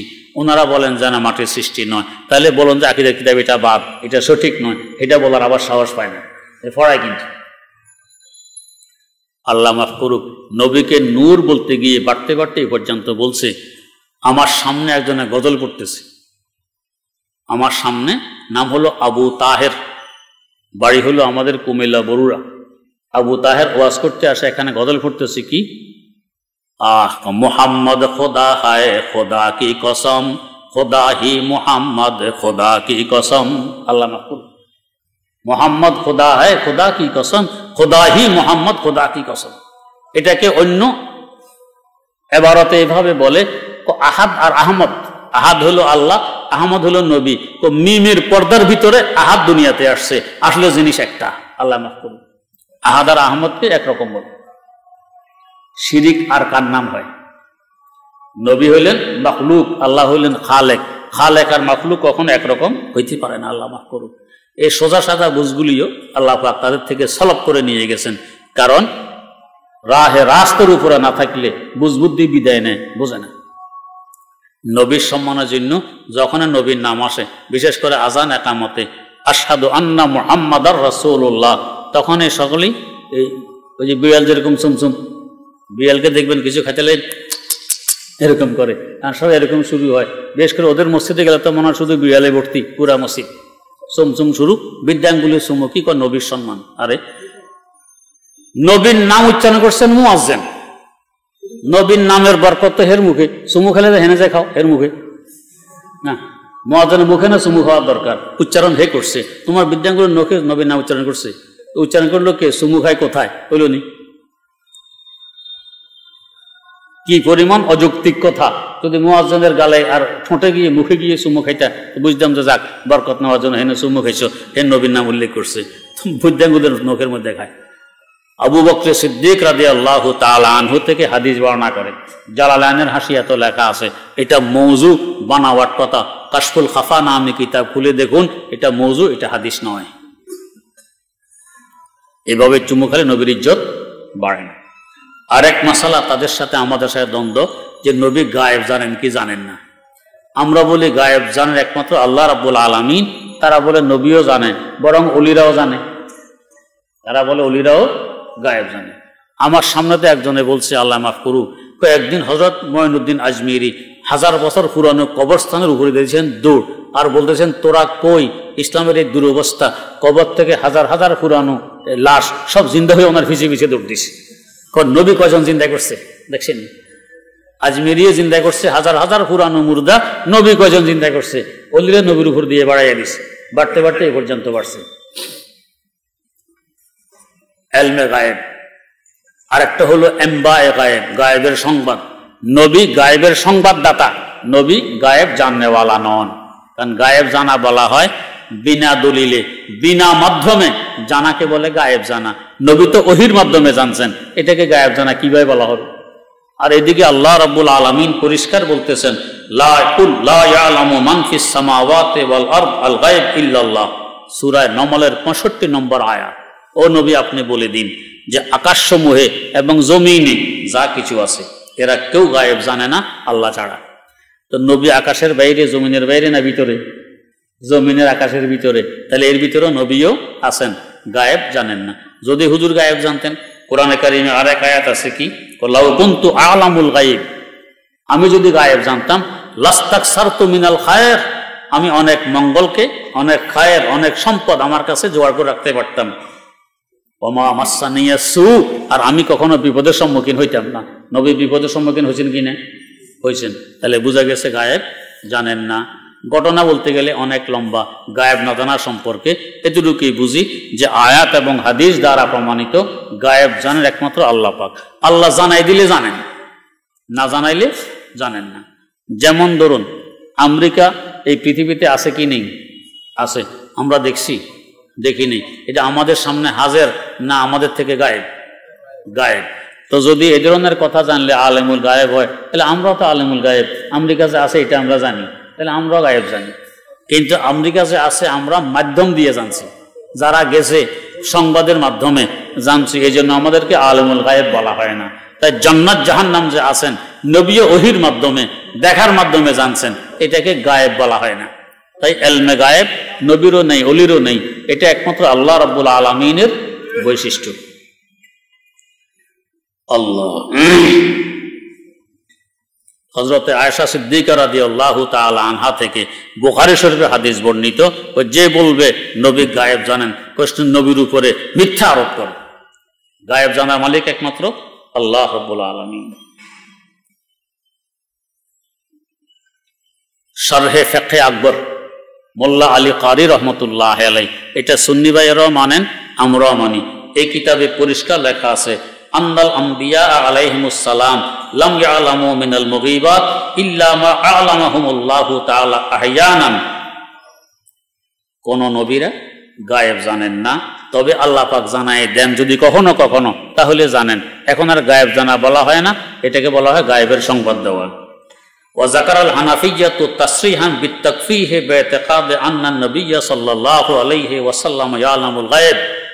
মোল্লা আলী কারি রহমতুল্লাহ আলাইহি শারহে ফিকহে আকবরের মধ্যে পরিষ্কার বলতেছেন, যে ব্যক্তি একথা আকীদা রাখে, বিশ্বাস করে নবী গায়েব জানে, হানাফিরা সব একমত যে এই লোকটা কাফের হয়ে যাবে। ফতোয়ায়ে বাজ্জাজিয়া, ফতোয়ায়ে কাজী খান, ফতোয়ায়ে আলমগীরিয়া ওরাও মানে, আমরাও মানি। এই কিতাবে কিতাবুন নেকায় লেখা আছে এবং কালেমাতে কুফর অধ্যায়ে লেখা আছে, কেউ যদি এভাবে বিবাহ করে যে আল্লাহ আর আল্লাহর নবীকে সাক্ষী রেখে তোমাকে বিবাহ করলাম, তো ঈমান থাকবে না। কেন? তার মানে সে মনে করে নবী গায়েব জানে, অথবা নবী এখানে হাজির, অথচ গায়েবও জানেন না, হাজিরও নন। তারপরে আকীদা কেন পোষণ করলো? এই জন্য তার ঈমান থাকবে না। আরেকটি মাসালা নিয়ে তাদের সাথে দ্বন্দ্ব, নবী হাজির নাজির কিনে। ওরা বলে হাজির নাজির, আমরা বলে যে না, হাজির নাজির নয়। তাদের কথার কাজে কিন্তু মিল নেই। যদি নবী হাজিরই হয়, তাহলে মদিনা শরীফ যায় কি জন্য? নবী তো এখানে হাজির। এরা মদিনা যায় কিনা হজ করতে গেলে? আমার সুন্নি ভাই, নামধারী সুন্নি ভাই, এরা মদিনা যায় কি না? যায়।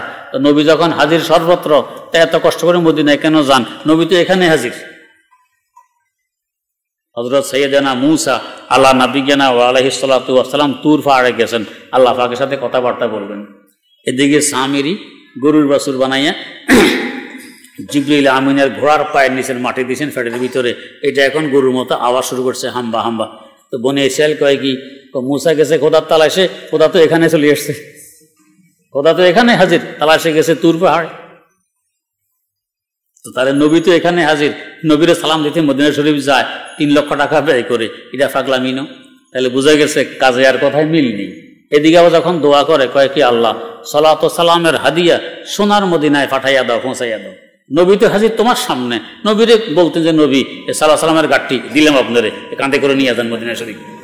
এটা না কইয়া আল্লাহ রাখো, আল্লাহ আপনি দিয়ে আসেন মদিনা শরীফ নিয়ে। তাহলে কথায় আর কাজে কি নেই, মিল নেই। নবী যদি হাজার নাজেরে হয়, মিলাদ মাহফিলে আবার ইয়া নবী সালাম আলাইকুম দাঁড়ায় কেন? তো নবী উপস্থিত হয়েছেন, নবী তো সবসময় উপস্থিত, তো আমাদের সবসময় দাঁড়ায় থাকতে হবে, বসার আর শোয়ার তো কোনো সুযোগে নেই। নবী যেখানে উপস্থিত সবসময়, এদিকে হাজির নাজির, এদিকে কোনো মিলাদ মাহফিলে নবী আসে, কথায় কাজে তো মিল নেই। আচ্ছা যদি মানি ঠিক আছে, শুধু মিলাদ মাহফিলে আসে, অন্য জায়গায় আসে না। প্রশ্ন আপনি দেখছেননি, কোনা দেখিনি, তাহলে হইতে পারে নবী আধা ঘন্টা আগেই আসছেন। আপনি মিলাদ মাহফিলে আধা ঘন্টা আগে আসছেন, আধা ঘন্টা পরে এখন ইয়া নবী সালাম আলাইকা কইয়া আপনি দাঁড়াই গেছেন, নবীর ইজ্জত বাড়াইলেন না কমাইলেন? কমাইলেন।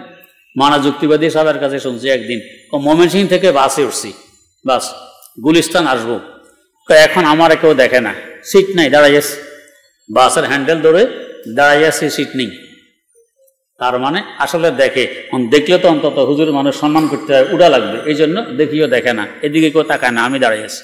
গুলিস্তান যখন বাস পৌঁছছে, হঠাৎ আরে হুজুর আপনি আপনি বসেন বসেন বসেন, এখন হে নামে যাবে, আমাকে বসে থাকতাম গুলিস্তান বাসের কিছু তখন। তো তাহলে ইজ্জত বাড়লো না কমলো? তো নবী আরা আধা ঘন্টা আগে আসা রয়েছে, আধা ঘন্টা পরে দাঁড়াই যাবে, ও নবী আপনার উপরে সালাম, ইজ্জত বাড়লো না কমলো? আর এটাও তো হইতে পারে আমি সালাম টালাম দিয়ে বসে গেছি, নবী ঘরে আসছেন, আসার পরে আর কোনো খোঁজ খবরও নেই, সালাম আগে দিয়ে ফেলেছি, তো হইল না, ইজ্জত বাড়লো না কমলো? ইজ্জত আরো কমলো, আল্লাহ মাফ করুক, এদেরও বুঝবুদ্ধি আল্লাহ দেয়নি। 2 নম্বর, ইয়া নবী সালামু আলাইকা, এই বাক্যটা আরবে ব্যাকরণ দৃষ্টিতে সহি না ভুল? সহি। হয়তো তো ইয়া নবী ইউ সালামুন আলাইকা, নবী ইউ এটাও ভুল বললাম, ইয়া নবী, এরপরে সালামু আলাইকা ফেস দিলাম একটা দুইটা জায়গায়, তো নবীরে ভুল পদ্ধতিতে সালাম দিলে খুশি হবো না বেজার হবে? আমাদের সাহেব ফকির আসছিল, দেখলে তো হুজুর সালাম সালাম, কন এদের ইজ্জত বাড়ে না কমে? হুজুর সালাম, তো এখানেও তো নবীরে সালাম দিতেছি, তাও ভুল পদ্ধতিতে, এতে নবী খুশি হবে না বেজার হবে? বেজার হবে। 2 নম্বর কথা, সালাম দিতে হয়, সালাম থাকবে আগে, নবীর আলোচনা থাকবে পরে। আমরা তাশাহুদের মধ্যে তো পড়ি কি, আসসালামু আলাইকা আইয়ুহান নাবিয়্যু, আসসালামু আলাইকা আইয়ুহান নাবিয়্যু। রোজা পাকের কাছে গেল, আসসালাতু ওয়াসসালামু আলাইকা ইয়া রাসূলুল্লাহ, আসসালাতু ওয়াসসালামু আলাইকা ইয়া হাবিবাল্লাহ, যাই বলেন, হুজুরের নাম পরে, সালাম আগে। হাদিসেও আছে সালাম দিতে হয় কালামের আগে, কিন্তু এখানে আমি দাঁড়ায় কি কই, হে নবী, ইয়া নবী, হে নবী, সালাম নেন। তাহলে রাসূলের তরিকা পরিপন্থী হইল না সুন্নত তরিকা হইল? পরিপন্থী হইল, নাম হয়েছে সুন্নি, জান এগুলো তো সুন্নতের দ্বারা কাছে নেই, অন্তত নামটা যদি সুন্নি না রাখি তাহলে তো বাত মিলবে না, এই জন্য নামটা সুন্নি রাখি দিই, আল্লাহ মাফ করুক। তরিকাটাও গলত তরিকা, বেয়াদবির তরিকা, আল্লাহ মাফ করুক। এরপরে আরেক আকীদা নিয়ে সমস্যা কি, নবী মুখতারে কুল, সব কিছুর ক্ষমতা আল্লাহ পাক নবীকে দিয়ে দিয়েছেন। আরেক গ্রুপ আরো 10 কদম এগিয়ে কর, শুধু নবী নাকি হযরত খাজা আজমিরিকে সমস্ত ক্ষমতা দিয়ে দিয়েছেন। আল্লাহ সমস্ত ক্ষমতা নবীরে দিয়ে আল্লাহ গেলেন খালি হইয়া, আর নবী সমস্ত ক্ষমতা আজমিরিকে দিয়ে নবী গেলেন খালি হইয়া, আর আজমিরি ক্ষমতা নিয়ে আজমিরে মাটির নিচে শুয়ে দিছে। এখন দেশটা চলবে কিভাবে? আল্লাহ তো ক্ষমতা দিয়ে দিয়েছেন নবীরে, এরপরে নবী দিয়েছেন আজমিরিরে, আজমিরি মাটির নিচে, দেশটা চলবে কিভাবে? চলতে তো ক্ষমতা মাটির উপরে ব্যবহার করা লাগে নাকি? মুখতারে কুল নবীকে বলে, আল্লাহ মাফ করুক। যদি নবী মুখতারে কুল হয়, তো তাহলে আপনি দোয়া কেন করেন? দোয়া তো নবীর কাছে করবেন নাকি?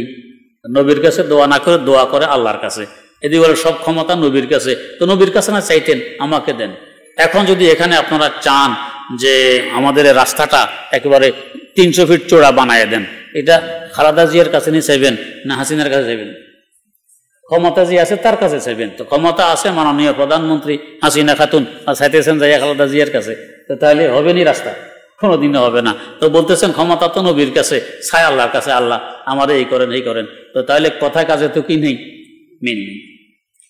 অথচ নবী নিজে বলতেছেন, কুল লা আমলিকু লিনাফসি দাররান ওয়ালা নাফআ ইল্লা মা শা আল্লাহ, সূরা আরাফের 88 নম্বর আয়াত। যে ক্ষতি এবং উপকারের মালিক আমি নই, যা আল্লাহ পাক চান তাই হয়। তাহলে মুখতারে কুল, সর্বশক্তির ক্ষমতা কার? আল্লাহ, নবীর নয়। নবী আরো কোরআনের আয়াতের মধ্যে বলেন, কুল্লা আকুলু লাকুম ইনদি খাযাইনুল্লাহ, আল্লাহর সমস্ত খাজিনার ভান্ডার ক্ষমতা সহকারে সব এখন আমার কাছে। এইটা আমি বলি না, আমার কাছে সব নেই, আছে সব আল্লাহর কাছে। যদি নবীর কাছে থাকতো, নবীও দোয়া করতেন কিনা? আমরা যে দোয়াগুলো শিখছি হাদিসের মধ্যে, মুনাজাতে মকবুল গুলুন, সব তো কোরআনের হাদিসের দোয়া। এগুলো কে করছে? নবী করেননি? নবী করছেন। তো ক্ষমতা যদি নবীর কাছে, নবী আরেকজনের কাছে দোয়া কেন করে? দোয়া মানে তো দরখাস্ত। ক্ষমতা আমাদের মাননীয় প্রধানমন্ত্রীর কাছে, উনি দরখাস্ত করতেছেন খালেদা জিয়ার কাছে, আমার এইটা দেন, এটা দেন, তো ইজ্জত রইল নি? ক্ষমতা নবীর কাছে, নবী দোয়া করেন আল্লাহর কাছে, ইজ্জত থাকে। ক্ষমতা যার কাছে তার কাছে যেতে হয়। তাই নবীর দোয়া প্রমাণ বহন করে ক্ষমতা নবীর হাতে নয়, ক্ষমতা আল্লাহর হাতে। এটার দ্বারা নবীর ইজ্জত মোটেও কমে না, বরং প্রত্যেকের স্থানে রাখলে, জায়গা রাখলে ইজ্জত হয়, আরামও হয়। স্থান পরিবর্তন করলে ইজ্জত হয় না, আরামও হয় না। হাকিম উম্মত মুজাদ্দিদুল মিল্লাত শাহ আশরাফ আলী থানভী রহমতুল্লাহ আলাইহি আল ইফকার মধ্যে উল্লেখ করেছেন, এক শাহজাদা লাইন করছে বস্তির এক মেয়ের সাথে। শাহজাদা লাইন কার সাথে? বস্তির এক মেয়ের সাথে। যাদের এই লাইন লোনের অভ্যাস, এরা এগুলো বিবেচনা করে না, এই লাইনটা আমার জন্য সাজবে কি সাজবে না। শেষ মাস বাধ্য হয়ে বিয়ে শাদিয়ে করাই দিয়েছে বাদশাহ। তো শাহী ঠাট বাটে বাসর ঘর সাজানো হয়েছে, বস্তির মেয়েকে উঠাই আনছে রাজপ্রাসাদে। দেখে যে মনে মুক্তা ঝলমল ঝলমল করতেছে পুরা রুমে।